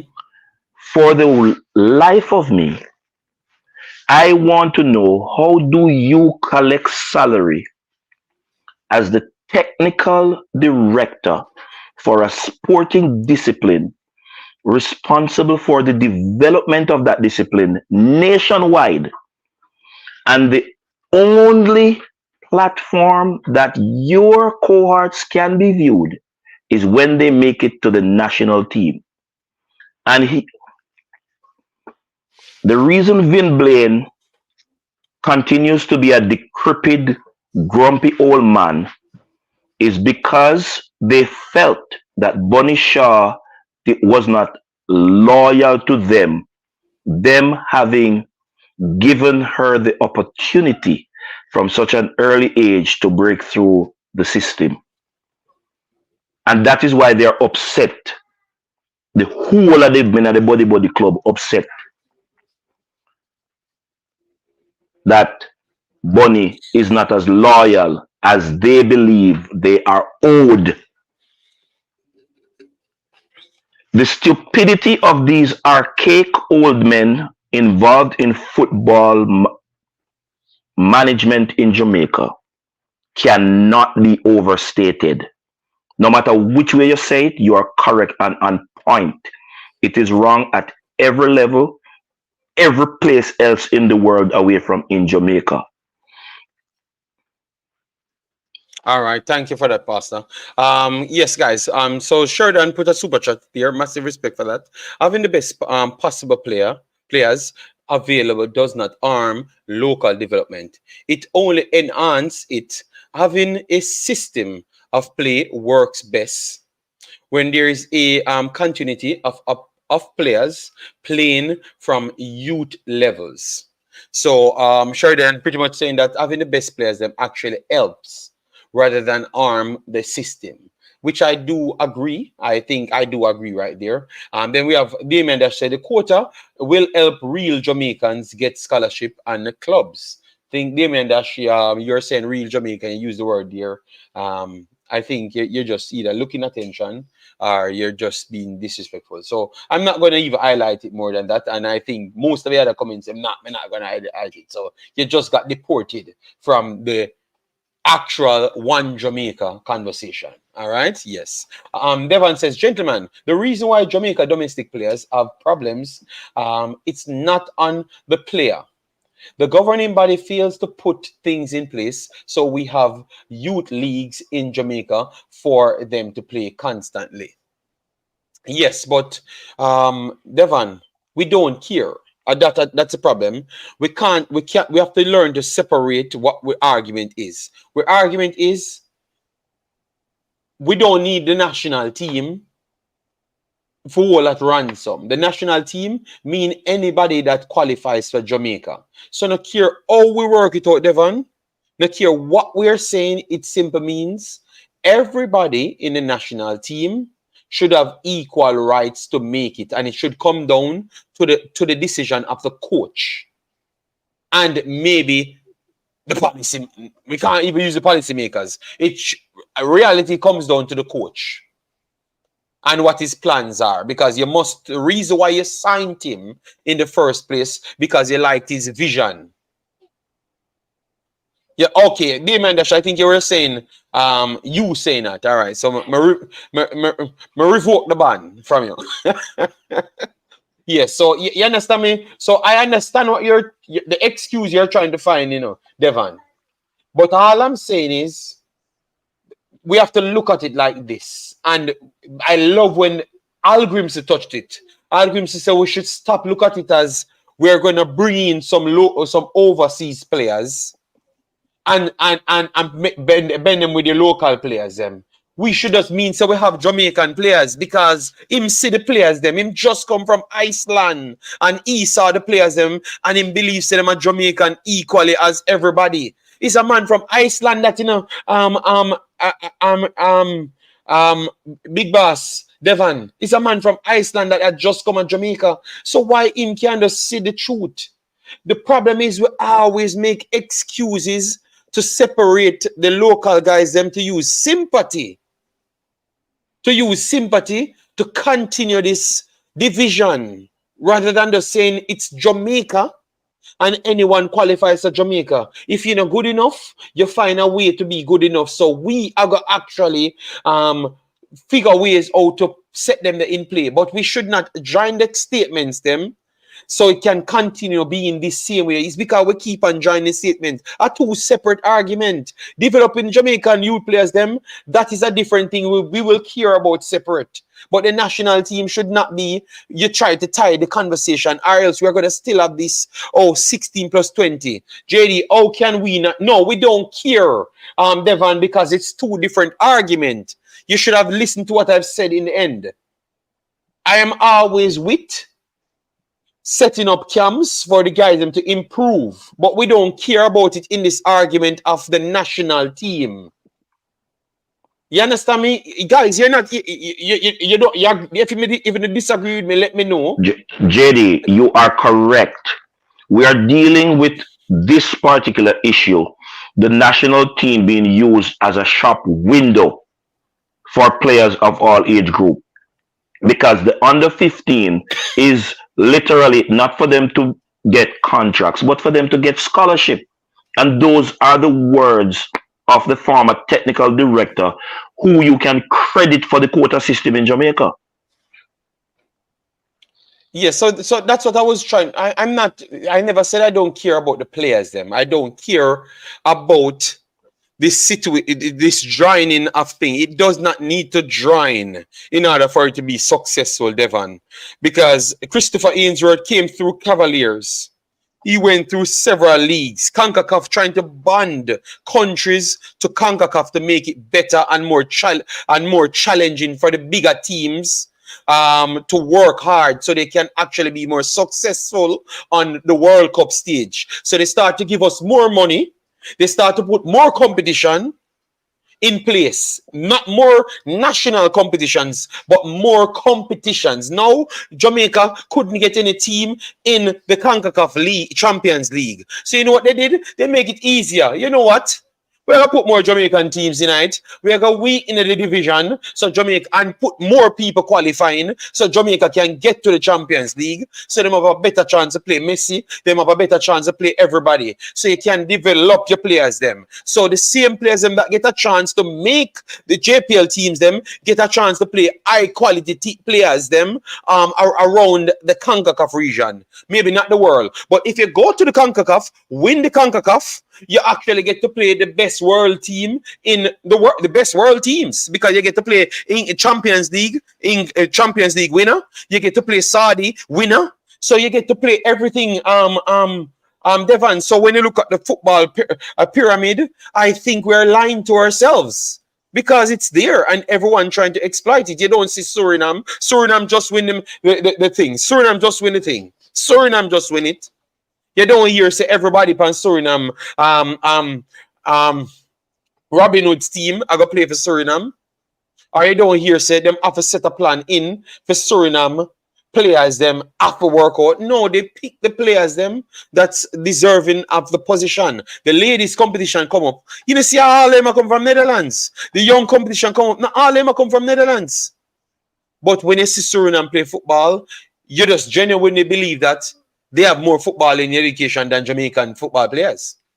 Because the way they manipulate the football, they don't rely on the big, fast, and strong skill. You understand me? But you don't see them force them in it. So I just believe that the pathway is there, Devon. So we need to start look for the success and stop looking for the excuse. Because that's what I think we're looking for a lot. Because if we're so good, what stop us from doing what? What stop us from doing what Violet did and go win against a Mexico team and go win against a MLS team? Nothing stopping us because we think that we're that good.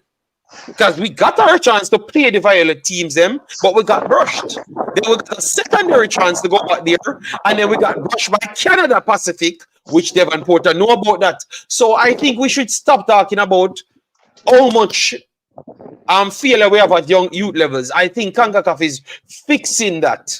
Is we need to take the money and use it on the right things, or actually win the damn competitions them, or perform in the good competition them. So I want Devon to argue that.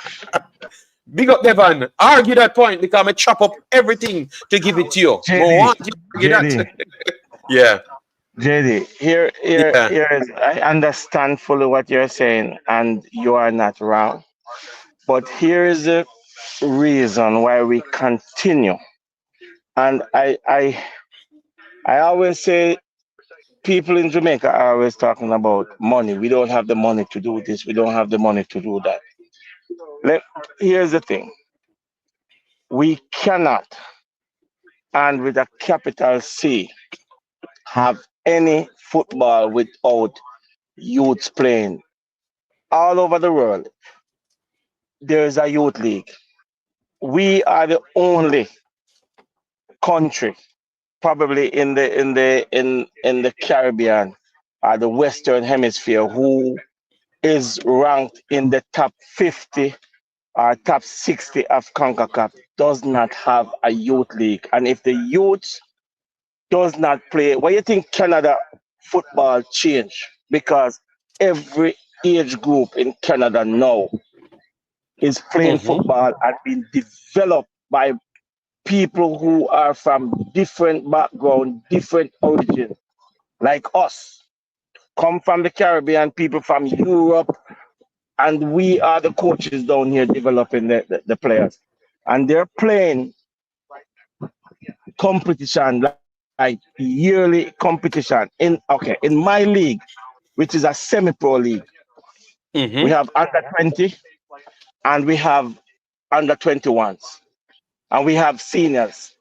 And this is a semi-professional league. Now the CPL is trying to do the same thing, because my league is the second tier in Canada. all the Premier Leagues in Jamaica. I fully understand is not everybody is going to break into a Premier League team. Okay? It's not all the youths going to play in a Premier League team. The youth, some are late bloomers. The youth need to be playing in a league if we're gonna have an under 18 league and an under 21 league constantly playing. That's how the youths get better. If they're not playing football and you're gonna play three months of Manning Cup and Dacosta Cup and expect for them to matriculate into the national team, it's not going to happen, JD. We won't see enough players in the national team. No, if we have a second tier in Jamaica, okay? Why is a player at 35 years old is playing in our second tier? You understand? And 40-year-old, and 39 and 36-year-old. Why not make the second tier league? Since you want a second tier league, a predominantly under 23 leagues that the youngsters, the 21, the 20, the 19, the 16 is playing constant football. We have to start from somewhere. So what you want him to revamp? You want him to revamp? You want him to revamp the way they have structured their league, because what they're doing is just like every other league around the world. Second tier leagues in England of 35, 40-year-old majority, and then young players come to get their nurturing and learning curve and stuff. Or you want him to mandate a certain amount of players to get minutes? That would be the best way. No. Devon, we never said Devon, I've not said that. I've said in the other leagues around the world, they would have mixed young kids with older guys to get that experience.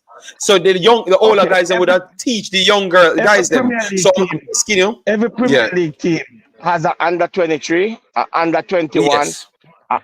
Under 18 or whatever they have. Every Premier League team. PL2, Jason say you're talking to PL2. Okay. I thought you were talking about the structures of the leagues, and I'm asking you how you would have fixed that, because remember, people own these clubs, and the JFF own these clubs. So how you would have tell a man that paid for the club how to run him club? Is it that you're going to make the JFF pay off some of these guys and then mandate certain rules, like certain amount of players, certain young players have to be in a team, certain amount? No, the JFF can implement the JFF, which is the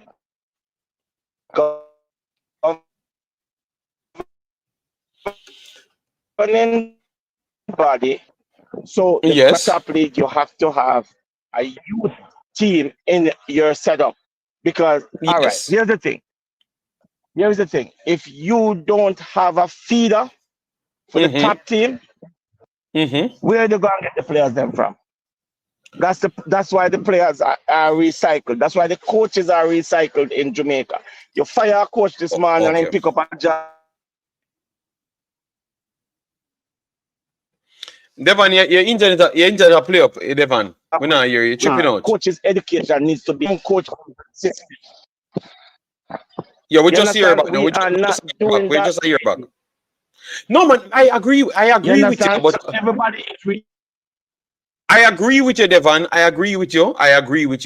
But I'm saying that and Jason said he agree with you. But all I'm saying is, even with this. Okay, Devon, I jump out and jump in, so we know. Yeah, your internet I give trouble, Devon. So we now hear you good.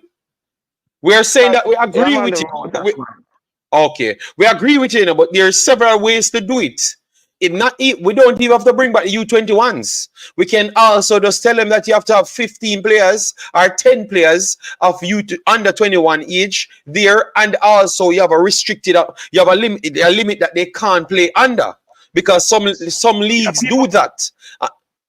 People fail to understand. Okay, why do we have the problem that the players in Jamaica, the young players for the under 20s, don't have enough minutes under their belt because they're not playing any football?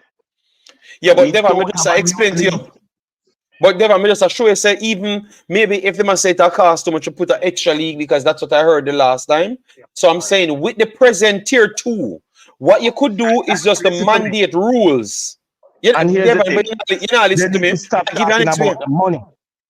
Stop talking about money. If you put things into perspective, you will get sponsorship. But nobody is going to sponsor anything if they see nothing going on. I am not putting my money into nothing if nothing is going on. But if you I see agree with you. there is a step and something is going on, somebody will come on board, JD. Yeah, but Somebody what I'm will saying, come on but board. Devon, what I'm saying is with the current setup, we can still even fix it same way, but Back mandate in the my rules. time, you used to have what's the name? D&G, Craven, everybody have fight to sponsor football in Jamaica. Everybody was fighting to sponsor football in Jamaica. Why is it not so now? Why? What's going on? But I heard that they got a lot of sponsors. We don't hear the JFF, the JPL man, them come and hype, say them get a whole heap of JFF come sponsors. out and say them have money, so put the money in on the football. Create. All Yeah, right. The last time they had a youth league, I think it was the under 18 league, All Ireland under 18 league, and it was going great because we found some players out of it. Why they scrap okay. it? Because maybe Anyway, them not the I'm at work. finance. Yeah, man. Yeah, I'm man. at We work. we talk, And Devon. We we'll talk. talk later. Yeah. All right. Yeah, man. Because we never really get to ask Devon a question. All I was saying is maybe if they are talking about money, because if they don't have the money, we can't force them to say that they have the money. So since they don't have the money, what you could have done is to mandate rules. So instead of the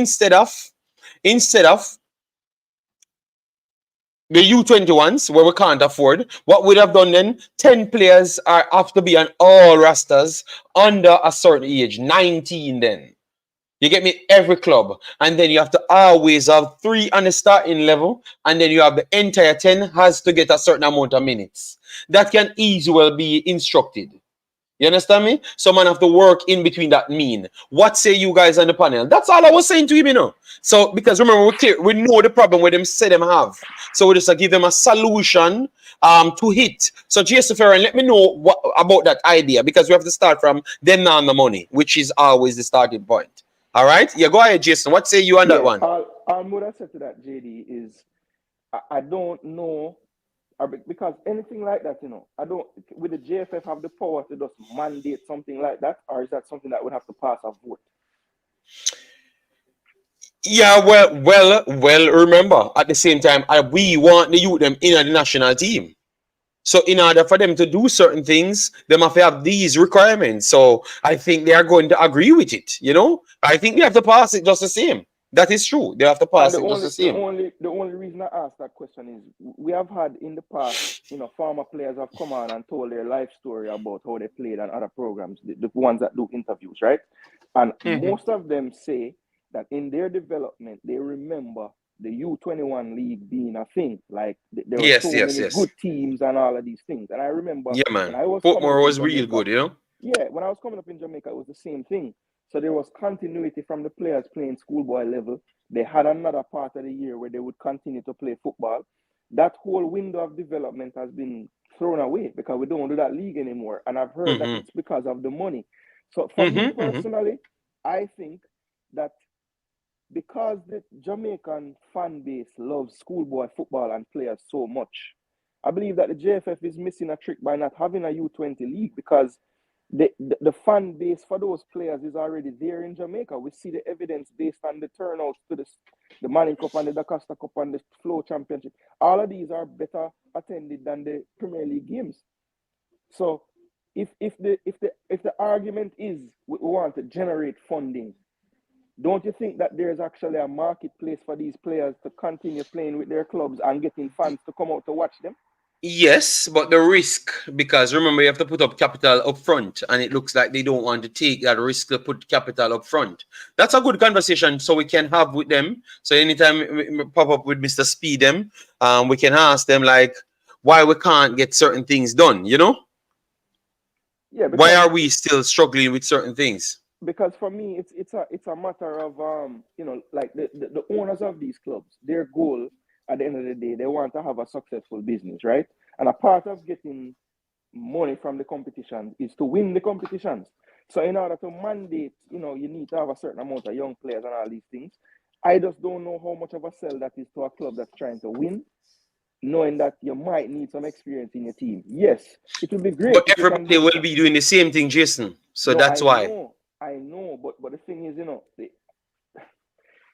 there are players, like players don't develop at the same time, right? So there'll be late bloomers, there'll be early bloomers, there'll be all these things, right? Yes. My thing is, yes, there will be exceptions and they'll get a chance to play and everything. But if you mandate it, like if we want the league to have the best possible level of play, I don't know how mandating youth will make sure that we get the best play. Because at the end of the day, remember these teams, as you were saying before, we're not just competing with the JPL teams, Concacaf has opened it up to where we're going to play with other teams. So we mandate all of this in our local team, and then we'll go and travel and we'll play against, Robin Hood. And Robin Hood have every man from them team over 25 or in them 20s, like I just don't know how it equates to being able to compete at that. But Jason, remember the conversation comes from, we have talented kids where better than everybody else.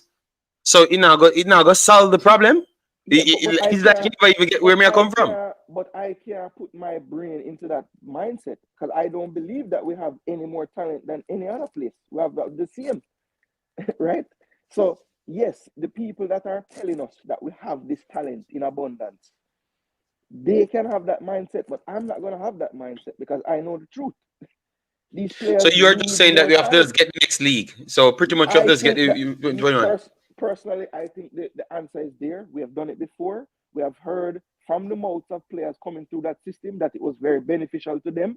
So why are we trying to reinvent the wheel? That was something that actually was working. That's one of the few things we used to do that was working, and we have taken it away. So let's go to corporate Jamaica. Let's go to corporate whoever, even if it's outside the island, I don't care, and get the sponsors. Because to me, the youth football players themselves have a market for fans in Jamaica. And we're missing a trick by just using that 3 months and getting all this revenue for ISA when a league could be formed where these players could continue to play and we could get the same fans that love the Dixons and love the whoever they are to come and watch these clubs play as well. Oh, I agree with you, but remember the problem was them saying that they don't have any money. But even next thing could have been organized, which is a U20 Caribbean League. A U20 Caribbean League would be very good because that means you would have gotten a chance to play everybody across the world, across the Caribbean. So that would be very good as well. But as I said, it's more money, and we have to wait and see. But we're from a starting point of they don't have enough money, and now the U20s is the next U20s. That will be a late start. Obviously, we heard from Mr. Devon and also Ian. We're going to win the World Cup again, because every year the same thing them come and tell me. But I do believe that if we start late in anything, we don't have the advantage, because I do believe that education, being educated on your actual surrounding, is always important. And if you try to avoid education, it will always come back to bite you. It always come back to bite you. No matter how much talent you have, you could have Messi and 50 other man, you're not qualifying out of Concacaf if you don't put the reps in, because other people have good enough talent with coaching will be better than you. And I heard Mr. Spade himself said that him think that sometimes his teams are better, but because the coaching was not up to the level, they got exploited in ways that they couldn't really deal with it well. You understand me? So at least I do see 1 and 2 persons getting the reality, and the reality is like that. So sometimes even if you think that you're big, fast and strong, powerful than everybody else, I still think you need to do the job from early on. Good day, Eddie. You still need to do the job from early on. Put the same amount of sweat in, so that means you don't have any hiccups. You can't just have this fantasy thinking that, from eternal people will just lay down. All right? People don't lay down. It's football. They are educated.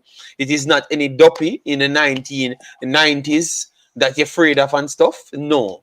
They know about what an actual a math is. All right, and math is not even a bat rotted, you know. Yes, but they know about these things. People are more educated nowadays, so the fear factor is not there. So when you run there and sprint one time, they are saying, okay, let me make a sprint 4 more times and see if I don't walk past you. So your big, fast, and strong theory just go out the road. You know, it just don't make no sense because of the 20 second you start blow short. Yeah. You understand me? Because it's just education and people. So we have to just be careful as to how we evaluate things. It's not 1950s, and other people are way more educated than we going into these games, way more. So and I know you guys like that. The persons in charge, they like these things because that's where the fantasy comes in. Where you have to big up your chest now and say, yeah, if we beat them now, world. No, but we don't need that. We just in the first round. Why we need to beat up our chest to beat the team in the first round? We naturally should have been better than them. But because of our behavior, you saw life, we just like it. We like entertainment. So let we try avoid. Let we get boring wins. Let we get boring wins. That means that we already evaluate the team and we already got ourselves over the top. Let we get the boring wins them. You get me? Yes. Me no want exciting wins. No 4-5 and a 4-3. You understand me? Let we get some boring wins. That's what I want. Some boring wins. Big up, Rai. How you doing, man? Hope all is well. Devon said, JD, I am going to prove it to you. JD, stop saying that they don't have the money. I never said they don't have the money. I said they said that they don't have the money. It's a difference. Oh my God. Devon, relax. Yeah, man. So we are waiting on this list to come out and see who gets everything done, like as in paperworks and what we're gonna truly work with, you know. But regardless of what we're going to truly work with, we have 2 phases that we have to go through. The first one, slightly easier, regardless of who they do pick, because Grenada, Bermuda, Martinique is not better than United States, Mexico, at least for now. They are not better than those 2 teams. You understand me? They are not. But they can be better than Jamaica, because Jamaica is not better than those teams, regardless of which team we pick. You understand me? So let we not overlook them because it could still turn out bad. You know, you get me? Yes. Let we not overlook them. You get me? Yes. Michael Sadler, big up says, good morning and family. Money is an excuse. Vision is the problem. Yes. Kevin, big up yourself. Thanks for being here. So Jason, we have come to our 2 hours, you know. Chop up all of the points them that we had so we can close this until we get some more information on it. When we start see some training, we can see a game. And we should have some games coming up, guys. So at least we will see some set of people playing for the U20s, all right? So we can evaluate where they are and then wait on the others to come in, all right? Which we thought that this should have been done from a while back, but we have to take what we get, you know?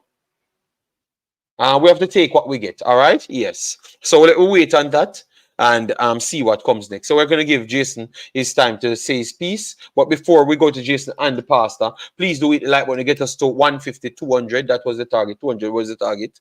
So let me see how much we are on. We are not on 200 as yet. So let me get it to 150. So 30 more likes and it get it to 150. It will go to 200 naturally of its own. All right. So go ahead, Jason, give a final take as to the conversation and the pastor, and then we will be back on the next day on the next topic. And guys, don't forget we have Afghan covering fully. All right. You know me. Try to always go worldwide to learn as much so we can bring it back to as much people in the Concacaf region. You know, we can be much more educated on the actual players them rather than just saying that what player in the Manning Cup is the best player in the world and then stuff that I want to can give you more names and send you to go and research those players, you know. So that's why we do these things, you know. I definitely like it because it teaches me more and I don't know where I will reach in my career, you know. And I might need that knowledge, you know, but definitely for my YouTube channel, I think it helps me so I can send you places to look at certain players and you can know the true quality and in arguments like John was saying, who is not ready, you can actually know the standard that he's going up against. You understand me? So it's always good to learn more. Don't just come on YouTube and know nothing and just want to have an argument for argument's sake. Learn more. Know what you're talking about before you come on. Learn more. Yes. Go ahead, Jason. Pastor looked like they took him away. Maybe for good reasons. I don't know. Yeah. So I just want to close up everything. Good conversation today. Obviously, Rome wasn't built in a day, so there's going to be issues and everything. But I do think that we just need to do a better job of learning from our past experience. The preparation for these youth tournaments, we're kind of not going about this in the right way. So, Umzo. Yo, lie, you see, man. Oh my God, Umzo, why are you so lie? You say me only cover Nigeria and Ghana. My God, yeah, just let's continue. We leave about to pay my mind. Yeah. The team cover. This spread is the preparation issue, it is something that we really have to dig into and try to figure out how we can find a middle ground, because if we're going to be utilizing our diaspora, there's always going to be, I would think, issues getting them together beforehand. But I think even more than that, it's just about the whole issues with the paperwork and everything. We need to, the cycle is a 2-year cycle. And I strongly believe that the first year should be about reaching out to the players that we want to use and getting them their documents. I don't believe that we give enough time when, because we give the coach a timeline before we have the deadline to submit. And I'm sure he has given names in the last couple of months. But in all honesty, is 3 months enough time to get all these players' passports? I don't think so. So we have to reevaluate when we are starting these processes, because clearly we're leaving them too late, right? So that's the first thing. The second thing, on the conversation of the youth players getting professional minutes in Jamaica, I don't know without a mandate, as you were saying, how we could get there, because it's clear that not everyone has the same philosophy as far as developing the players. We have certain clubs that have, at least 5 to 10 players under the age, and then some that have none.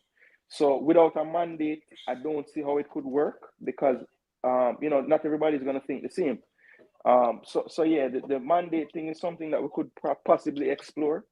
But in lieu of that, because at the end of the day, if the goal is development, even if you have a mandate, you're going to leave out players that maybe haven't developed at the rate of the players that make these JPL teams. And that's why them take away Jason, guys. They took away Jason. All right, He's coming back. They took away Jason. They took me away. We need to implement a youth under 20, under 21, whatever the age group is. We need to have the clubs in the JPL playing a league that coincides with the JPL, so that those players are getting that extra 6 to 7 months of development on top of their 3 months in the schoolboy. And that will be more in line with the amount of football being played around the world of kids of that age. So, let's not try to reinvent the wheel. We have done it before. Let's get the sponsors, let's start the leagues, and let's make sure that we are not losing those players from the 15 to 20 in that gap of schoolboy football, because 2 to 3 months is not enough development for kids that age, and everybody knows that. So we need to fix that. All right, bossy. Umzo, you're a liar. All right. Yes, I've covered. You can look at my channels and in my history. I've covered more African teams. Obviously, I have teams that I've followed, and every region that I go in, I have to build on what I have done. So we have to build on it. So in the Concacaf region, I have Suriname, Jamaica, Haiti. Those are my main teams. In Africa, I have Senegal, Nigeria, and Ghana. You understand me? In in England, I will have in Europe, I will have a few more teams. All right. Yes. Yeah, man. So people, thanks. I'm tired of schoolboy football. You're tired of schoolboy football. Well, nobody in Jamaica is tired of Not football. going away. Schoolboy football. All right. So we have to work with it and work around it. It's not going away, Umzo. Yes. So yeah, man. So guys, in the next one, we chopped up a lot of things. We talked about the Bermuda team, Grenada, Martinique, and Jamaica. Talk about what we had on the listing right here. We might never detail the players them as to what Stedroy Roach wanted. All right. Yes. But that is to take me out of my actual plan for my show. You know, yes. So maybe the next stream I will do so. So make sure you come with your facts as well on the But players them. which players he might talk about though? We don't know. Yeah, because I detail. He may want me to detail every player how them play. You know. Oh, okay. I just alone him come and say that, you know. You mean from the list that you were reading from? The list from when I read and the list from from the other teams them, how them play, how good they are and everything. Yes, so I just me alone on YouTube, him give that advice, you know. I don't know how me have to do so much. But I have no problem. Tomorrow, but he clearly proved that I was correct because people watched the league. Chevon and Balaker came on and said he agrees with my listing and how I've described the players them. Because I went and watched the players them. So clearly it tells you that I was doing my job. Mr. Stedroy Roach. Okay, so at least give him a credit. Yes, but people, take on the time. JD, most of our heritage comes from West Africa. You can't possibly watch every team. Laugh out loud. I've watched as much teams. Warren, don't worry yourself. Stop fighting against me. Stop follow the one Umzo. Yes, Rockford, big up yourself. Thanks for being here. Mark Land says xenophobic is not. Xenophobia is not an excuse for proper player development with proper administration. All right, boy, that now go in. He looks at JFF and the people will forever fight. All right, yeah, man. So people, take care. I'm going to go off to my other life. Yes, it was -7 this morning. So my goodness, you know, the days of late is very cold in Belgium. You know, -7. It came a little bit early this year, you know. Been a while we haven't really gotten a -7. Yes, but once it reached certain levels, you kind of stop feel the weather, you know. Yes, because once it passed the -3 constant over DR2, you kind of stop feeling it. So when you reach at -10, you don't really feel worse than -3, you know. Yes, that's what I believe still, but Yeah, obviously man, other people will say the same, you know. cool. But Yeah, I cool, think cool. once it reach, if it stays at -3 one day and it jumps to -10, it's still because this morning was -7 and yesterday was -2, and -2 felt a little bit colder than the -7. Because obviously the cold has changed. It just rapidly changed from around 7 the day before to -2. So that -2 came off a little bit different. But once your body numb, believe me, maybe only -50 after you're gonna be freezed and dying. Yes. But aside from that, yeah. I'm holding up, man. But it's definitely cold, man. It's definitely cold. Juras. It's been cold a while now, and look like it's gonna be cold for the whole week and maybe even next week as well. Maybe even the wind chill. Boy, may I tell you, Juras even walk into your car sometimes, you know. Your fingernails them start just burning, you know, man. But that's how it go. Yeah, so people, take care. Jason, thanks for coming on. Marlon, thanks for coming on. Chevon, massive respect passing through. And the great pastor, even though you and every one of these people fights in the chat, which is the big bad Chevis Pessoa and him gang. Yes. Then we have Mr. Revolution turning up. Mr. Revolution, what are you doing? Tyrone Williams, Tycoon, big up, big up, big up. Thanks for being here. Everyone that passed through, massive respect. Take care. Stay safe, you know? Yeah, man. Bless up and see you in the next one. Bless.